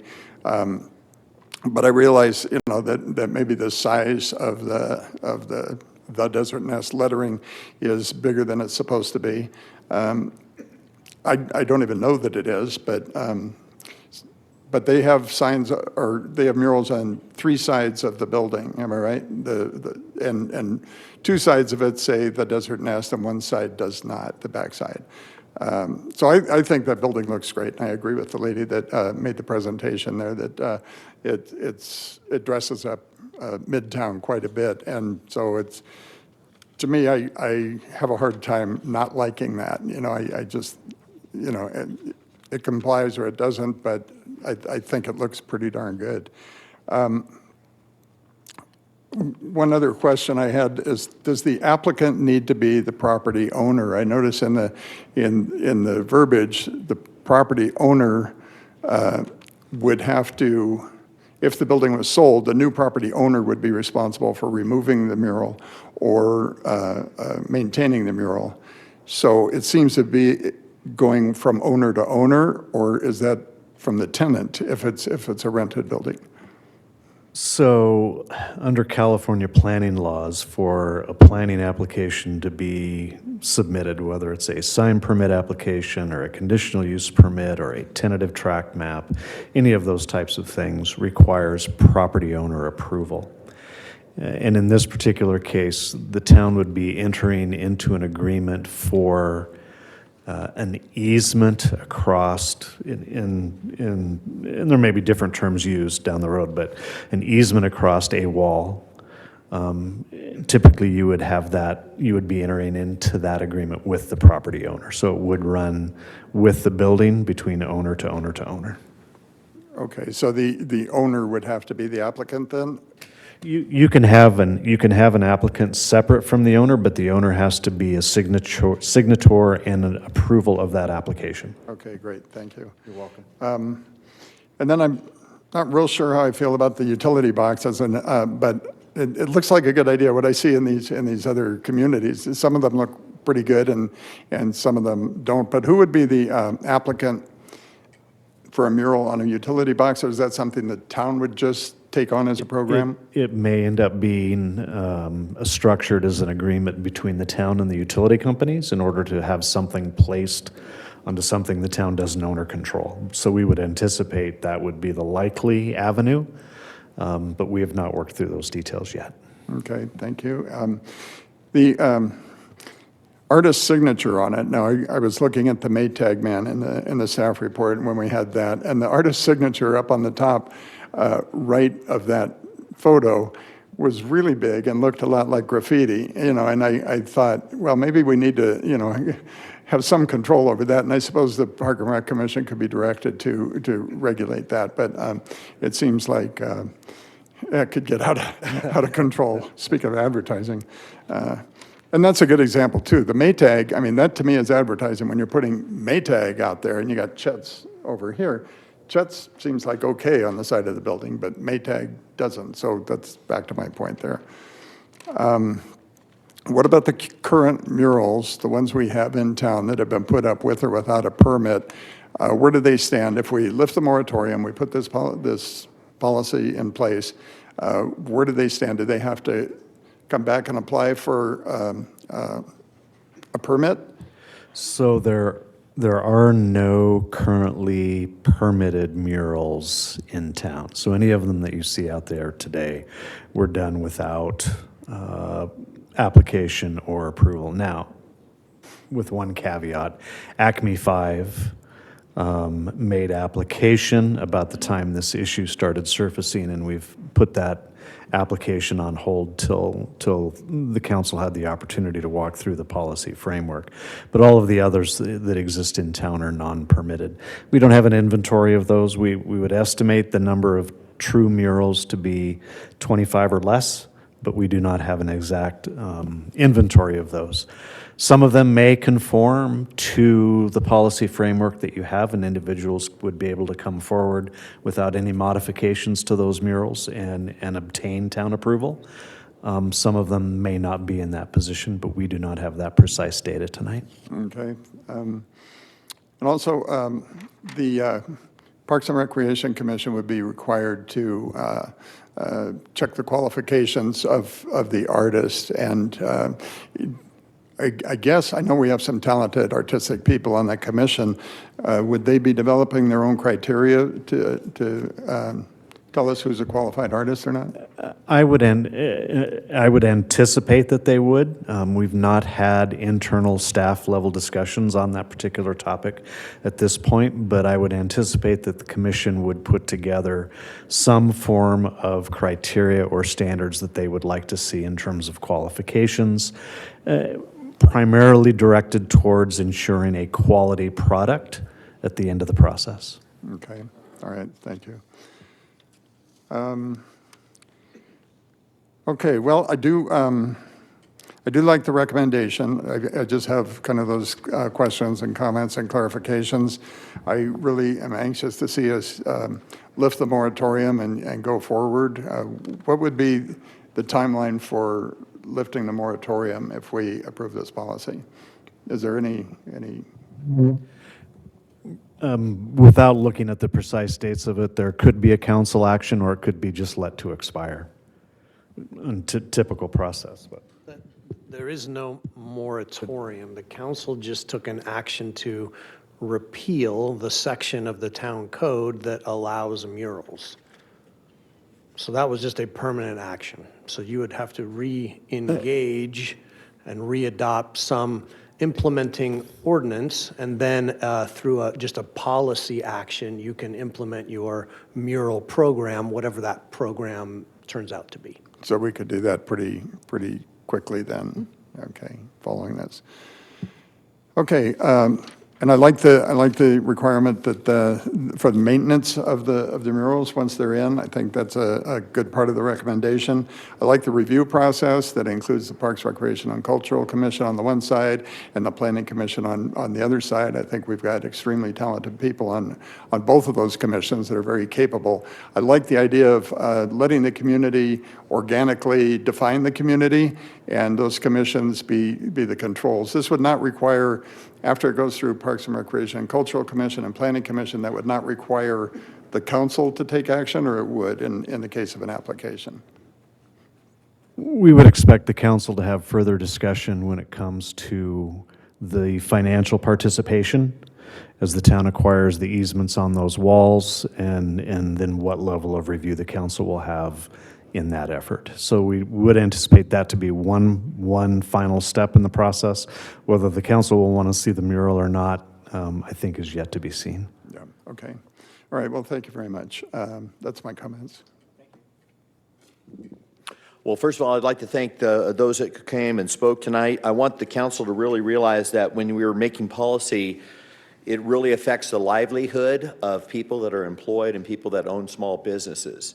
And we took two examples of two buildings that are much better off because of the artistic murals that were added to it. And these people are bringing and generating jobs and also making this much more of a destination for people to come and stop. We used to complain about having everyone traveled through and went to Joshua Tree and never stopped in Yucca Valley. Now we're starting to see we're capturing a lot of those individuals right here in our Old Town area. I love the idea that the council is considering, building a parking facility down in the Old Town area with some maybe art there, as well as charging stations and places for people to be able to get out of their vehicles and shop in the Old Town district. I do appreciate all the murals I'm seeing in town. I think they've added so much. And I don't want any policy that we put forth to have a negative ripple effect. A lot of times government makes rules and regulations and doesn't think of how it's going to affect people down the line. These are people, their own livelihoods, their own family's money that's been invested and put into this community. They entrust us to watch out for their interests, but also the interests of others. So I do really appreciate that we are separating murals from the sign ordinance, because it is a total different animal. Evan, if you're able to bring those slides back up, I'd like you to refer to a couple of them, or whoever does the audiovisual. There were some murals that were also included in our packet that weren't shown online. But if our council members can look at page 240, it shows Gus mural from Georgetown, Texas. And it shows the name of the business, I'm assuming, which was Gus's Drug. And then also what it looks like after the mural was put up. I would like to see us separate, like Councilmember Schooler was alluding to, the name of the business, that whatever size of that name on the business would conform to our sign ordinance. So let's say if Desert Nest, can you bring up the Desert Nest photo, whoever's doing the audio visual, the video? If you bring up Desert Nest and all they did was paint Desert Nest, and I know you can't go out there and measure it right now, so you might not be able to answer it, but does it look like just the name Desert Nest would fit within our sign ordinance? Is that size of the name of the business meet our standards for signage on that side of the building? Let's see if we can get back there, and then we'll make a best guesstimate judgment call. Yeah, just a rough idea. No, that the words Desert Nest Company exceed the square footage allowed for the sign on that wall. Would you say it significantly exceed the size allowed? Okay, would you say maybe it needed to be half that size? Because the building, of course, has, painting on both sides, so. Probably about a quarter of that size. Quarter of that size. Yeah. Okay. And then, so what I was thinking is if there was any modification to a mural like that, it may be like Councilmember Schooler mentioned, the sign of the name of the business needs to comply with our sign ordinance on the side of a building, but then not count the mural as part of the sign. So the example I showed you on Gus's Drugs, do you see that?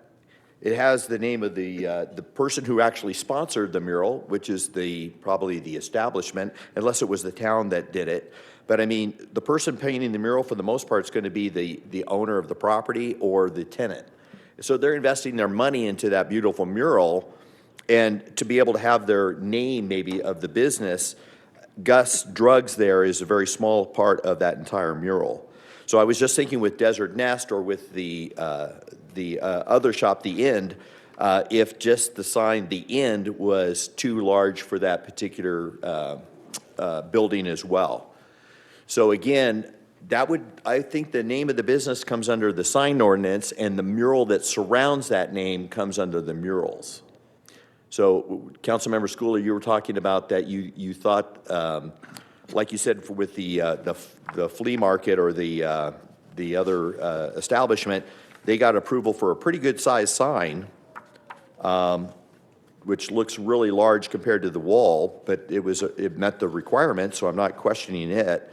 But then, like you said, if they wanted to enhance and do some type of a black or whatever mural around it, then all of a sudden it's out of compliance. So I would like to separate the name of the business from the mural itself. Or have us, because I don't want to have, like you said, the Maytag or huge lettering across the whole thing, where it is purely an ad and not a mural. The other thing is, I agree. As we're reviewing them, we don't want to have 2 shirts for $5 or 3 for $20. Come on in as a part of their sign or mural. The name of the business, I think, fits in a different category. So I don't believe that, and I also want to make sure that whatever our fee structure is not discouraging murals. I don't want the fee structure so extreme that we're trying to keep murals out. I want people to, I saw beautiful examples of all those communities with gorgeous murals. I would envy to have some of those murals right here on our own community. And we are a community of artists. So I don't want to have a fee structure that discourages murals, but I also would want to see that we aren't shooting ourselves in the foot and causing people not to stop and not to shop. The End is probably one of the most photographed buildings in Yucca Valley. I mean, it's on Instagram, it's on Facebook, it's all over the place. Every time I see people are modeling clothes and doing things out there, people stop because they've seen it in LA and all of a sudden, that's the place. We got to stop and get a picture. And when they get a picture, of course they're going to stick their head inside the business. So why would we want to do something that's going to take away the livelihood of people that own that business because of a certain regulation? So I'd like to find a path that allows us to encourage murals, have oversight. I love that idea. I love the idea that they have to be maintained. I love all of what I see. I know that the Park and Recreation was talking about beautification and doing the wraps around the utilities. I can't wait. I keep waiting to sponsor a coyote howling in the, so it could be painted and put out. I'm waiting for them to give the green light so I can start putting money into the artists and the businesses.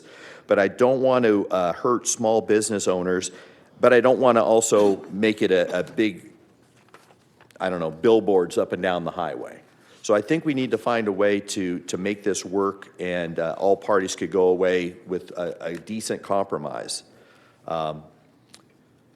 Anyway, I don't know if anyone has any input on that, but that's the thing. The fee structure, what are the existing murals going to have to go through to be legal? It seems, I know the Planning Commission gets really discouraged. We get so many deals where people do things and then they want permitting after the fact when they get caught doing something that they didn't run through the proper channels. So I do want to see us be able to preserve what we have and find some kind of common ground to where small businesses will want to put a mural up to bring businesses in. Thank you for those comments, and I agree on many things that the rest of the council talked about. Mine was actually very in line with Councilmember Schooler when he talked about murals and signs and the integration of those two to solve some of the blurred lines. I don't know the process of it, but when I look at something like the Mojave Flea Trading Post as being a sign, and I thought exactly the same thing that you mentioned, what if it was muralized around it as more of a deco theme, and that's clearly a sign. The final example that Merle had mentioned, you look at the history of the labeling and signage on the Gus's drugstore and the rest of that building being a mural. It's like the third to the last page of the packet. And so you look at the overwhelming display of pride in their community, welcoming them, greetings from Georgetown, Texas, the Red Poppy capital. The benefit there is certainly for talking about the community and the love for the community, but they never changed anything in the signage. So if there's a way to delineate a mural and still have it somehow adjacent to the signage and some kind of partnership between the Planning Commission and what they're looking at, and then also the PRCC, because I think that two-tiered approval process is mandatory, because there's a statement in here that Evan had talked about artistic excellence in his presentation. I'm not no excellent person in art. So I really look at the commission for their oversight on what would be considered that artistic excellence. It's kind of somewhat of a judgmental call from what I've seen in art before. I have things I like and I say those are excellent and other things not. The utility box displays and talk I think is good. I've talked about that with others before. The programs are done well. My biggest concern was really talking about what the anti-graffiti coding is. Is that something that actually works? I'm not familiar with it. In some cases, yes, it does. It seems like that would be valuable investment on these projects that we're displaying and talking about. So that's something I'm very interested in. And Also, my last comment, because all the rest has been discussed, was what if another business uses something, one business may be placing some kind of indication of another business that's popular in town. So can they cross lines and using some type of picture, scenic, building, identifying it in the mural? How would that work? If staff understands your question correctly, the answer would be probably not, because that would be classified as off-site advertising, which is prohibited under the town sign code. Okay, and that would be the thought, you know. Yes, sir. Now, I see if it actually had some kind of historical value, there may be something that they'd look at for that, you know, some of the old, I don't think we have any anymore. Water Canyon was the last one I thought of when they talked about the old trails and stuff. But just some of my thoughts on maybe considering integration in some of those two different formats of mural and signage. Oh, on Alex's comment about the bringing in graffiti artists, I'm thinking San Bernardino has much better graffiti artists down there.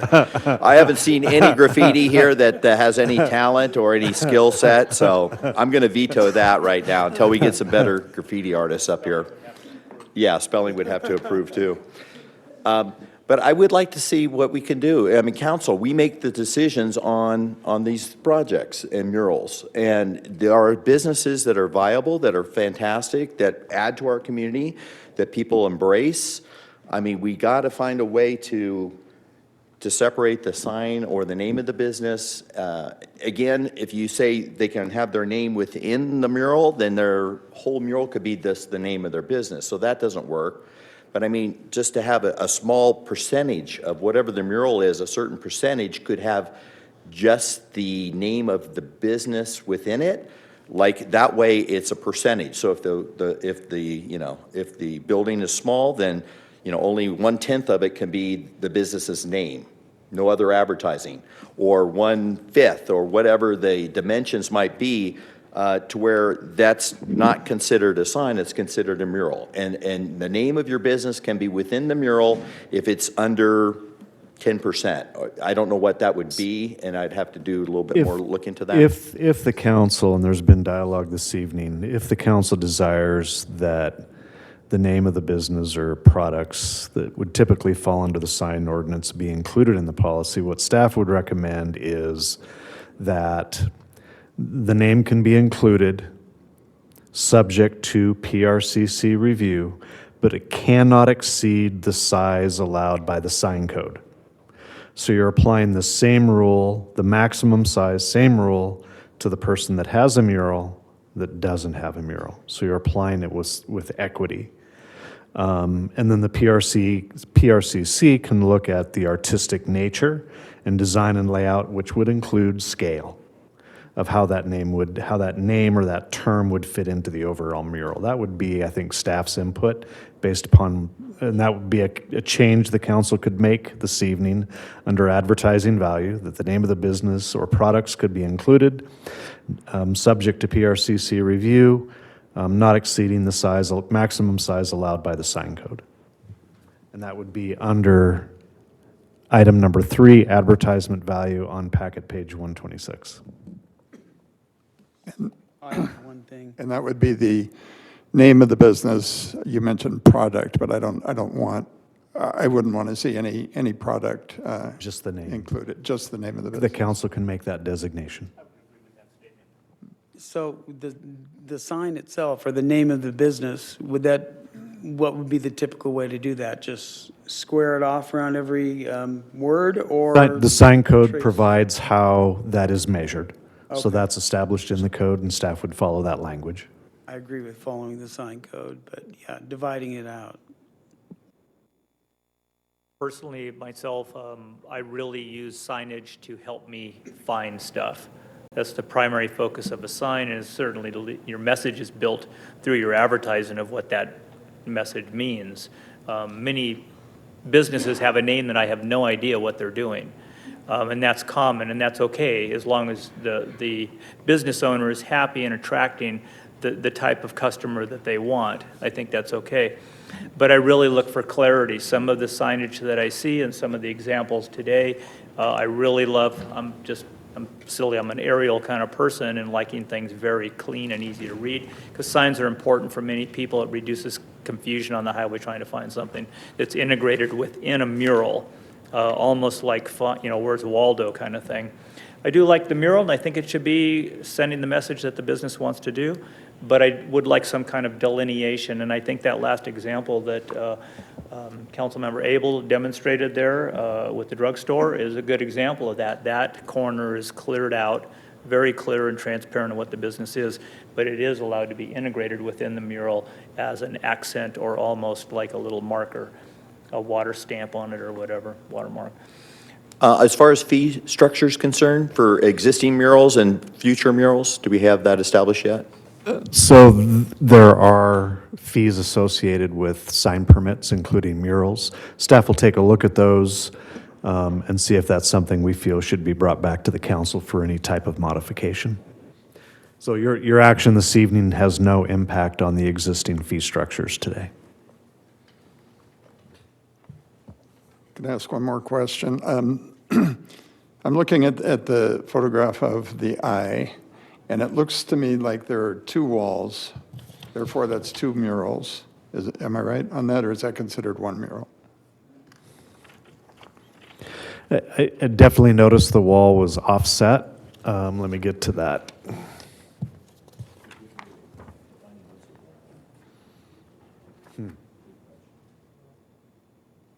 While you're looking that up, I think in 2022, the Planning Commission had brought up to not limit it to one wall. And then that has changed since that time with consensus by the Planning Commission to have one wall as candidate for a mural. Is that correct? So the language came back, one mural per building wall. It doesn't limit it to one wall. It's one mural per building wall. This is a little bit of an oddly shaped structure, and I don't even know that there's a definition that would say, that exists on the books that would say whether that's one wall or two walls. I would probably define it as two separate walls. It's constructed as two separate walls. That's what we would define it as. But I think the intent is easily clear that that is one visible location. One wall location. Okay, so if we're It's somewhat of an oddity in terms of the design. So we've got two west-facing walls, kind of like one mural, kind of like one wall. Now that percentage for the name of the business, the end, would that apply to the entire two walls? Okay, not just that one wall. So they're probably in compliance with what we've talked about, or pretty close. So in terms of the theory that the council's talking about this evening, yes, probably close to that percentage that's established in the code. Okay. That's a great question, because that makes a big difference on the size of the business name you can have. Because if you consider that west-facing wall as one wall, then the sign, the end, could be a certain size. If you try to divide it in half or whatever, or thirds, then it becomes almost it becomes a much different look and much smaller.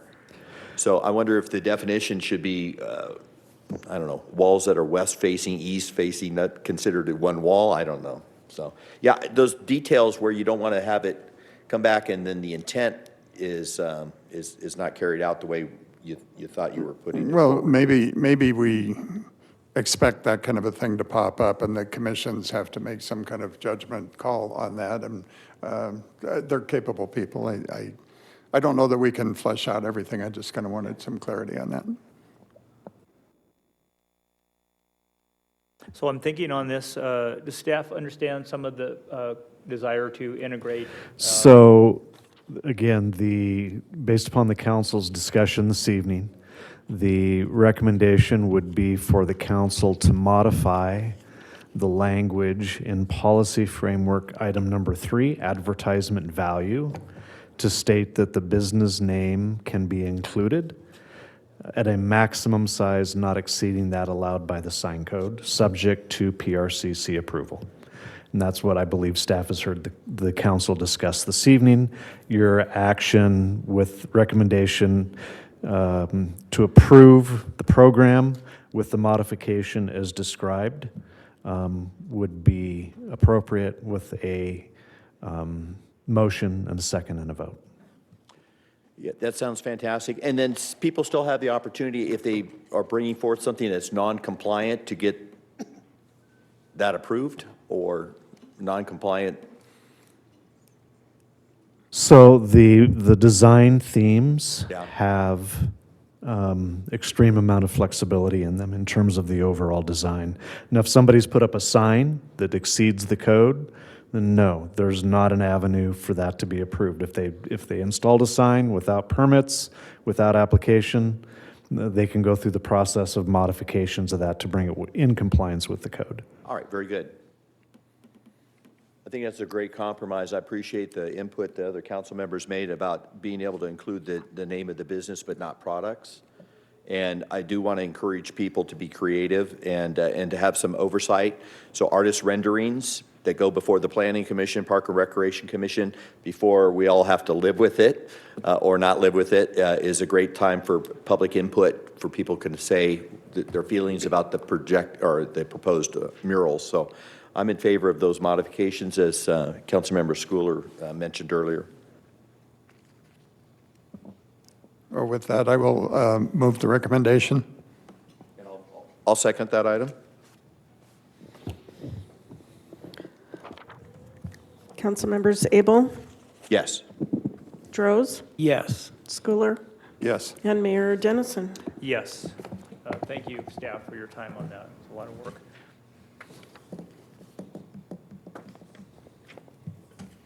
With that, we're going to move on to, now we can move on to future agenda items. Council, nothing? Seeing none, we'll move on to public comments. This is your opportunity. Hold on here, where am I? Stuck on murals here.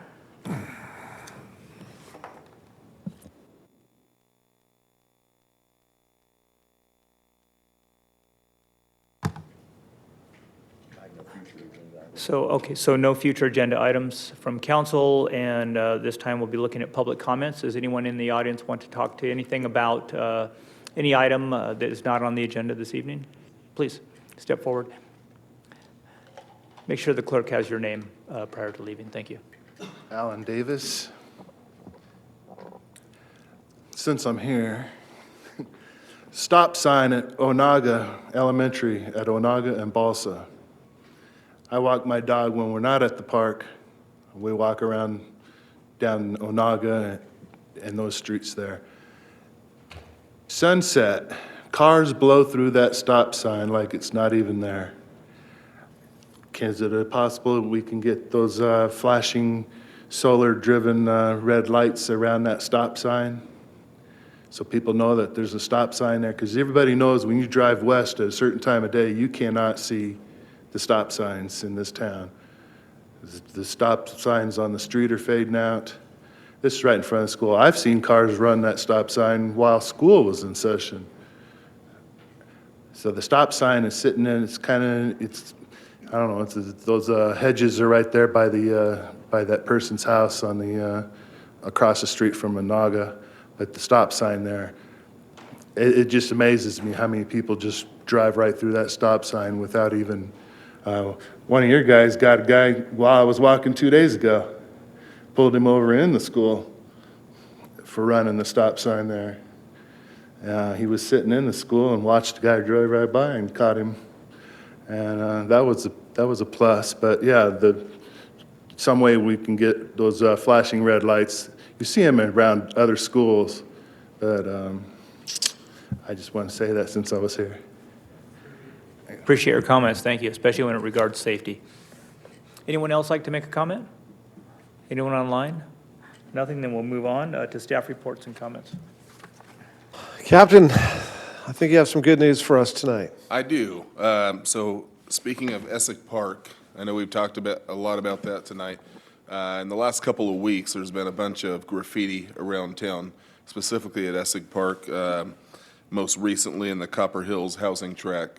And happy to say that our school resource officers worked with school staffs, and we've identified the two individuals. They're both Yucca Valley High School students responsible for the graffiti that's taken place in the last couple of weeks. So they have written citations to those two juveniles and to their parents, and then we'll work with the town on costs and submit that with the report and seek restitution via the district attorney's office as part of that resolution. But it's always good. A lot of times tagging's hard to get, and we have two school resource officers in place right now that are doing a great job, and they put that case together just this morning. So that's great. Second bit of good news is I've talked about catalytic converter thefts here in council, and in the last 2.5 months, we've had at least a half dozen here in the town of Yucca Valley catalytic converters taken. Our detective bureau didn't want to be outdone by the school resource officers. They've been working with other law enforcement agencies really beyond the region, namely Corona Police Department had a bunch of catalytic converter thefts in their area, arrested a couple of individuals, got a couple of guns. If you remember one of our catalytic converter thefts, at least one, possibly two in the town, had the suspects actually point a firearm at the victim as they heard their catalytic converter being stolen. Suspect confronted the victim with a firearm and left on one occasion with the catalytic converter and one without. Regardless, Corona Police Department had arrested a couple of individuals, took a couple of firearms. We had some video surveillance that we worked with Corona Police Department and also the Yucaipa Sheriff's Station. This morning, our detectives went down and served a search warrant in Yucaipa and recovered the car, got that towed out of there. It had some very unique things on it. We're sure it's the car, and then it's equipped with a really fancy computer inside where we're going to be able to go back and track and see everywhere that it was, dates and times. So we have a very strong case. The suspects were already in custody based on what happened in Corona and based on the firearms, but they have been given another booking. So when they're done in Riverside County, they'll be spending some time in San Bernardino County and facing charges here on some of the things that they've done. So, yeah, great job by them. Lastly, we're going to be doing our next Coffee with a Cop here at Starbucks in Yucca Valley on Friday, March the 3rd. We do that from 8 in the morning till 10 in the morning. Starbucks has been fantastic. Not very often you can go into Starbucks and get some free coffee and free goodies in the morning. If you want something fancy, you can still go up to the counter and get it, but if you old school and like regular coffee or just want to come by and say hello, ask questions, it's a great environment to talk to. I'll be there, and so will my deputy, school resource officer, traffic officer, and other deputy sheriffs. If you have any questions or just want to say hi, I'd encourage the public to come by. And that is all. Awesome. Thank you. Thanks, Captain. Extend our thanks to the men and women of the department for sure. Deborah, we have some town news and some recruitments. You want to go over those? That's what I was just going to do. So the town currently has 4 vacancies that we are recruiting for, so please help get the word out. Have them go to our website to apply. So we are looking for good people. So. How about some baby news? Oh, that's right. Sorry. So our engineering technician, Susanna Straw, I had her baby girl on Sunday, February 5th.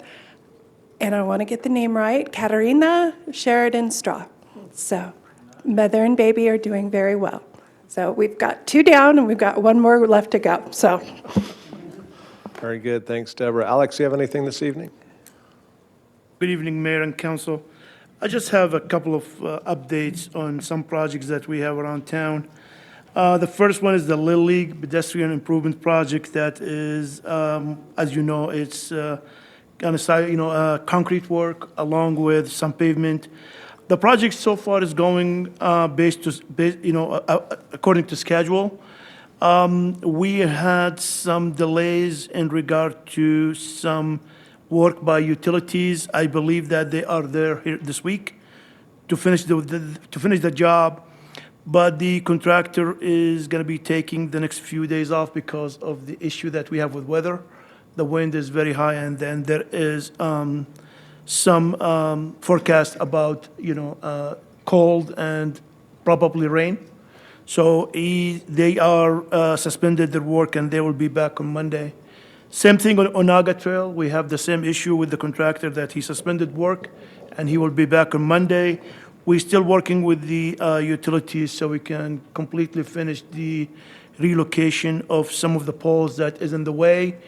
I'm not going to say that is on schedule, but it is close to schedule. So we are, for the Little League Drive, we are expected that project to be completed mid-March. It could be a week more, less, but we're working with the contractor so we can finish these. On Onaga, we still have to wait for the some of these improvement or some of these utilities been removed before we can complete the project. I heard you about Essex Dog Park. I will see if I can accommodate all the recommendation that is happened today, but we'll work with staff in what is, the budget that we have to deliver somehow a project that will be, sound to the community. So we'll work our best to get that done. And for the North Park or the North Park project there was a request for a table.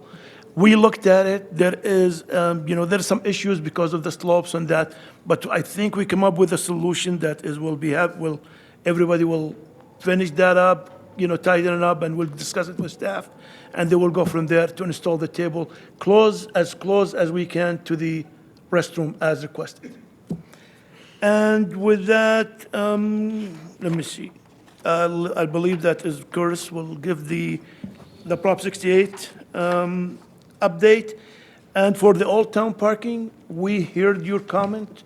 We took the comment and we sent it to our designer that designed that project. He finally got us what he thinks that is right today.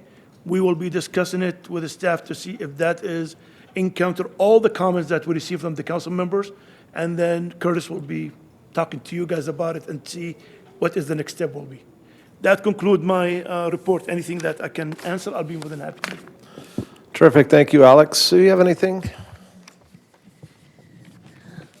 Yes, and we're really excited about our recreation recruitments. Deborah mentioned it. We have a full-time rec coordinator position that we're recruiting for that will be helping with special events and also be part of our public art team as well. So we're really looking forward to filling that position. We also have a position open for aquatics manager for this coming summer. Just a reminder for the public that our Gadgets Galore exhibit at the High Desert Nature Museum will be open through March 11th, so if you haven't seen it yet, head over there. It's a lot of fun. Our senior center packed in 93 seniors for the Valentine's party. They always love those themed events, so that was a packed house, and they had a great time. Our youth commission is also being very active. They're going to be holding their last tech time in February. They've been holding a series of those. That'll be February 27th from 2:30 to 4:30. They're also planning a Celebrate Our Senior Citizens Dance on March 11th, Teen Splash Day in April, and middle school forums and the Grub Stake Days Parade in May. So they have created a really fun work plan for themselves. And we will be monitoring the weather for the next day or so regarding the Healthy Hearts Run to see if we'll be moving forward with that. We hope to, but we'll monitor the weather, and if we need to reschedule, we'll reach out to the public and also contact our participants. Thank you. Just a couple things this evening, Mayor and Council. On the land development side, we appear to be seeing a few notable commercial projects coming down the pipeline. Scheduled to go to the Planning Commission on March 14th is Chipotle to go into the Vaughn Center. Quick Quack Car Wash is close to building permit issuance in the original Walmart Center, as well as a multi-tenant building which, according to the owner, has agreements for Domino's and Jersey Mike's. The third space has not yet been identified for a user. Foreman Diamond Automotive in Old Town is going to become the Star Restaurant, which is a combination restaurant, coffee house, some retail, some dining. That's scheduled to go to the Planning Commission on March 14th. There are also, the same owner is coming in with the application for a project called Nice Dreams.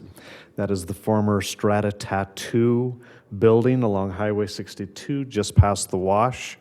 That's going to be a full-service restaurant, supposedly starting out as primarily ice cream, but it is designed to be constructed as a full-service restaurant. Most interesting one, might have taken an application today for a second Starbucks in Yucca Valley to be located on the former Burger King site in Stater Brothers West. So you've got a number of commercial projects coming down the pipeline that will definitely have, if they go through with construction, definitely have an impact along the town's commercial corridor. Staff will take a look at the intersection of Onaga and Balsa by Onaga Elementary. The town very carefully follows the MUTCD, the Manual for Uniform Traffic Control Devices, in terms of striping and signing, and we will follow that as we do at all other intersections. And then finally, as Alex indicated this evening, projects are on schedule, but they can change. And one of the things you've probably seen in our press releases, we say due to equipment breakdowns and weather. So you've heard the wind come close to blowing the roof off the building tonight, so they shut down on windy days. And the rest of this week, we're supposed to either have wind, snow, or rain. So we're probably not going to accomplish a whole lot on those projects this week. We would anticipate the contractors probably not being on site from what we've seen the weatherman tell us. But that's just kind of a sidebar note that we are not always in control of project schedules. And things like the weatherman happen. And that concludes my comments this evening. Thank you. Awesome. Thank you, Shane. Appreciate that. Shout out to Shane and his team on the work on the murals. I know the council's been hounding me for that for a while, so I appreciate the staff moving that forward. And same thing with Sue and her team on Essig. We were under a tight time frame in terms of turf installation, so we want to make sure that we have appropriate opportunity to do that. You heard your board chair, Supervisor Rao, talk about the Western Joshua Tree. So town staff will be meeting soon to go over what our interpretation of that is, the pros and cons of the legislation as it's drafted, and any potential changes that we may want to advance or try and advance in recommendations. I guess our general assessment would be very similar to what you heard from the supervisor, which is kind of a lot of caution, not a whole lot of answers for our residents there. But at the end of the day, maybe it provides some relief in certain applications. So we'll work through that and bring that back to the council for an informational item soon. Wanted to just briefly mention, we had the opportunity to meet with the High Desert Water District about a week and a half ago, Alex and Robert Adams and myself, primarily for a coordination meeting on street projects, overlay projects that Alex and his team are looking at doing, and we need to ensure that as those are in phase 2, that they're not going to be replicated in any project. It was the first time that we heard that the district told us that in their grant application that they submitted for grant funding, should they be awarded grant funding, phase 2 project would be completed by the end of December of 2024. So that was news to us, and I think that will impact the way that we schedule projects for those streets that need significant improvements, particularly in the phase 2, phase 3 area on the south side of town. Some of the other areas that are in desperate need of road work, we don't want to do that and have it be replicated through a project that may be done in 2024. We have some internal thoughts and conversations about whether or not that's even remotely possible, not sure, but we would trust the expertise of the High Desert Water District as they put out their timeframes and their commitments to the public. So just wanted to get that out there and let you know that that will impact how we move some of those improvements forward, but that will still move forward in the upcoming roadwork season. I think that's it, Mayor. Thank you. Yeah, thank you, staff, for the updates. Councilmember Abel. Well, thank you all for being here tonight. Again, your input is really important when we're making decisions, and I cannot emphasize enough that when there's things on the docket that you think we need to hear your input on, please don't hesitate to come and either talk to us individually via email or come down here to the council meetings. It makes a big difference. I want to thank staff for putting out surveys so we know exactly what the public is interested in when it comes to park improvements.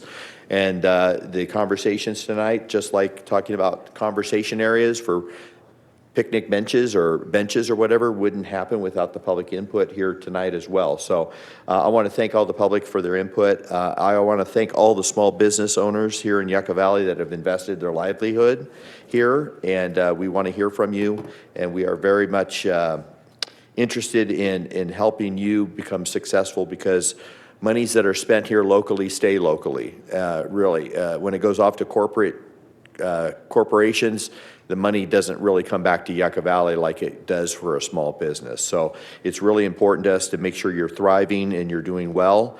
I know that since I have a few of you here, we're looking at possible downtown beautification projects where perhaps monies could be given to small businesses to improve the facades or some of the infrastructure in the downtown area.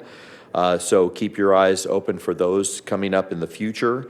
I know our town council is very receptive to the environment, and we do want to see a protection of the Joshua tree that makes sense for all of us and for the building trades.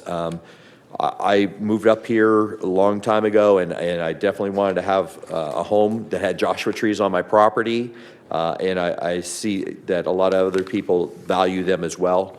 But then also we need to also navigate affordable housing because it's getting so expensive. So it becomes counterproductive if we do too many regulations on something like a Joshua tree that ends up costing so much more in building. And also if we can't build on a lot of properties, then it's a supply and demand. So there's the demand for housing, but they can't build new housing. That means prices go up again on top of it. So it's one of those balancing acts that we always have to do as a council, and we are so thankful that we have partners in San Bernardino County, like Don Rao, our representative. I just didn't know why it took so long for them to make her the chair, because she is such a bright, intelligent woman, and she knows what she's doing. So we're so glad that she's the chair up there, and we're also glad for our own Paul Cook being on the San Bernardino County board as well. So those supervisors are fantastic. They know Yucca Valley. They don't have to look on a map to know where we're located, and we have great conversations with them. So again, thank you so much for being here tonight, and thank you, council, for all your input. All right. It is nice to have, to see so many people in the audience, familiar faces tonight. That's wonderful. Whether you commented or not, it's nice to see a lot of people here. Essig Park is really, really exciting. So I can't believe it's been 11 or 12 years. That was a long time ago. I think that's one of the first ribbon cuttings I went to as a planning commissioner. And that was a long time ago. So that's really cool. Also, the murals, I think that's exciting. We're moving forward with that. That was a long time coming. And it's also nice to see our crimes being solved. And that's really incredible. So thank you for all the hard work with the Sheriff's Department and the captain. And that's it. Everybody stay warm this weekend, and we'll see you in a couple weeks. Okay, again, congratulations to the Miss Yucca Valley Court. We thank them for joining us this evening. And like I said, there was such a stellar group of candidates this year. It had to be a tough decision. I was only a small part of the judging, but it was just a great group of candidates. And so congratulations to them. And to Bob Armstrong for being recognized this evening by the chairman of the Board of Supervisors. It's been a long time since the chair of the Board of Supervisors has visited us. It's a huge district and a huge county, and so we're honored to have her here, and just thank her for the personal attention she gives to our community. Also the commissions, PRCC and Planning Commission. I mentioned before that we have really talented people on both of those commissions, and I believe that every time I visit a meeting or look at the minutes from the meetings, it's apparent that they mean business and they have the best interest of the community at heart, and I just have a lot of confidence in their ability to give us good feedback and good advice and good recommendations. The murals conversation, I think we made some progress on that. I'm glad of that. We want to be able to be consistent in developing guidelines for how our community progresses. But at the same time, I think it's so important to encourage the creativity of our business owners who invest in this community. It's their community, and I think we're striking a pretty good balance on that murals and some of the other issues. And Essig Park improvements or refurbishment, I really like the progress on that. Look forward to that getting done. I did attend the tribute to Gideon Smith over at Jacobs Park this past weekend, as did a couple other council members. And by the way, Mayor Dennison, you are everywhere. You've been on the job for a couple of months, but just a shout out to Mayor Dennison. He just shows up everywhere. But the Tennis Association honored Gideon Smith, and I think that was appropriate. And a lot of people showed up for that, so I thank them for that. Captain, I missed the time on the Coffee with a Cop on March 3rd. What time was that? It's going to start at 8 in the morning and go until 10. 8 2 till hours. 10. Okay, Yes, sir. thank you. All right. So thank you, and thank you for all that you do and for your staff, and that's it for me. Well, thank you very much. It's all been said before. I just want to mention again, the Miss Yucca Valley Court, what a great group of young women. And I look forward to seeing them throughout the community in the coming year. They do so much good and inspire so many others that it's nice to see them start here today. This was a good evening. And then to have our supervisor, the chair, as was said, Don Rao here to give us an update on the county happenings. And there's a lot of things that the county is responsible for that falls within our town. So, and the surrounding areas certainly. So we try and be good partners, and this was a good example of that she took the time to be here and give us that, and also the recognition for Bob Armstrong. Those of you that know him, he does a lot of things behind the scenes. Usually a pretty quiet guy, but also sometimes he can get pretty feisty. I really enjoy having him as a member of our community. He's a great addition. And also, just like the public that's here today, I really appreciate your feedback, your comments. We're available. I think Councilmember Abel said, get a hold of us. We're all available. Sometimes my phone doesn't ring as much as I think it should, but because you hear things in the community, but a lot of people sometimes are a little shy to come forward, but don't be. And with that, actually, Councilmember Schooler is correct. I'm kind of getting tired. I'm going to have to take a couple days off. It's been a long few weeks just cruising around and doing things. But that's it. I don't think we have any announcements at this time. And our next, upcoming meeting schedule, our next regular meeting of the Yucca Valley Town Council will be on March 7th at 6 p.m. right here in the Yucca Room. With that, the meeting's adjourned.